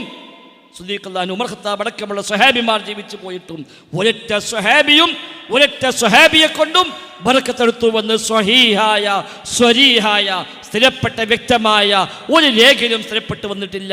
ഫദാലിക ഇദൻ ഇജ്മാഉം മിൻഹും അലാ തർക്കി തിൽക്കൽ അശ്യാ. അവിടെ അത്തരം കാര്യങ്ങൾ ഉപേക്ഷിക്കണമെന്ന് സ്വഹാബത്തിന്റെ ഇജ്മാ ആണ് എന്ന് നമുക്ക് മനസ്സിലാക്കാം എന്നുവരെ രേഖപ്പെടുത്തിയ പണ്ഡിതന്മാരാണ് ലോകത്തെ അഹ്ലുസുന്ന നേതാക്കന്മാർ. ആ വഴി നമുക്ക് സ്വീകരിക്കാം. ഇതിൻ്റെ മറവിലുള്ള കച്ചവട തന്ത്രങ്ങൾ തിരിച്ചറിയാം. ഇനി ആ മുടിയുമായി ബന്ധപ്പെട്ട് ഇവർ പ്രചരിപ്പിച്ച ഒട്ടനവധി കള്ളക്കഥകൾ, ഒട്ടനവധി തമാശകൾ ഈ മുടിയുമായി ബന്ധപ്പെട്ടുണ്ട്.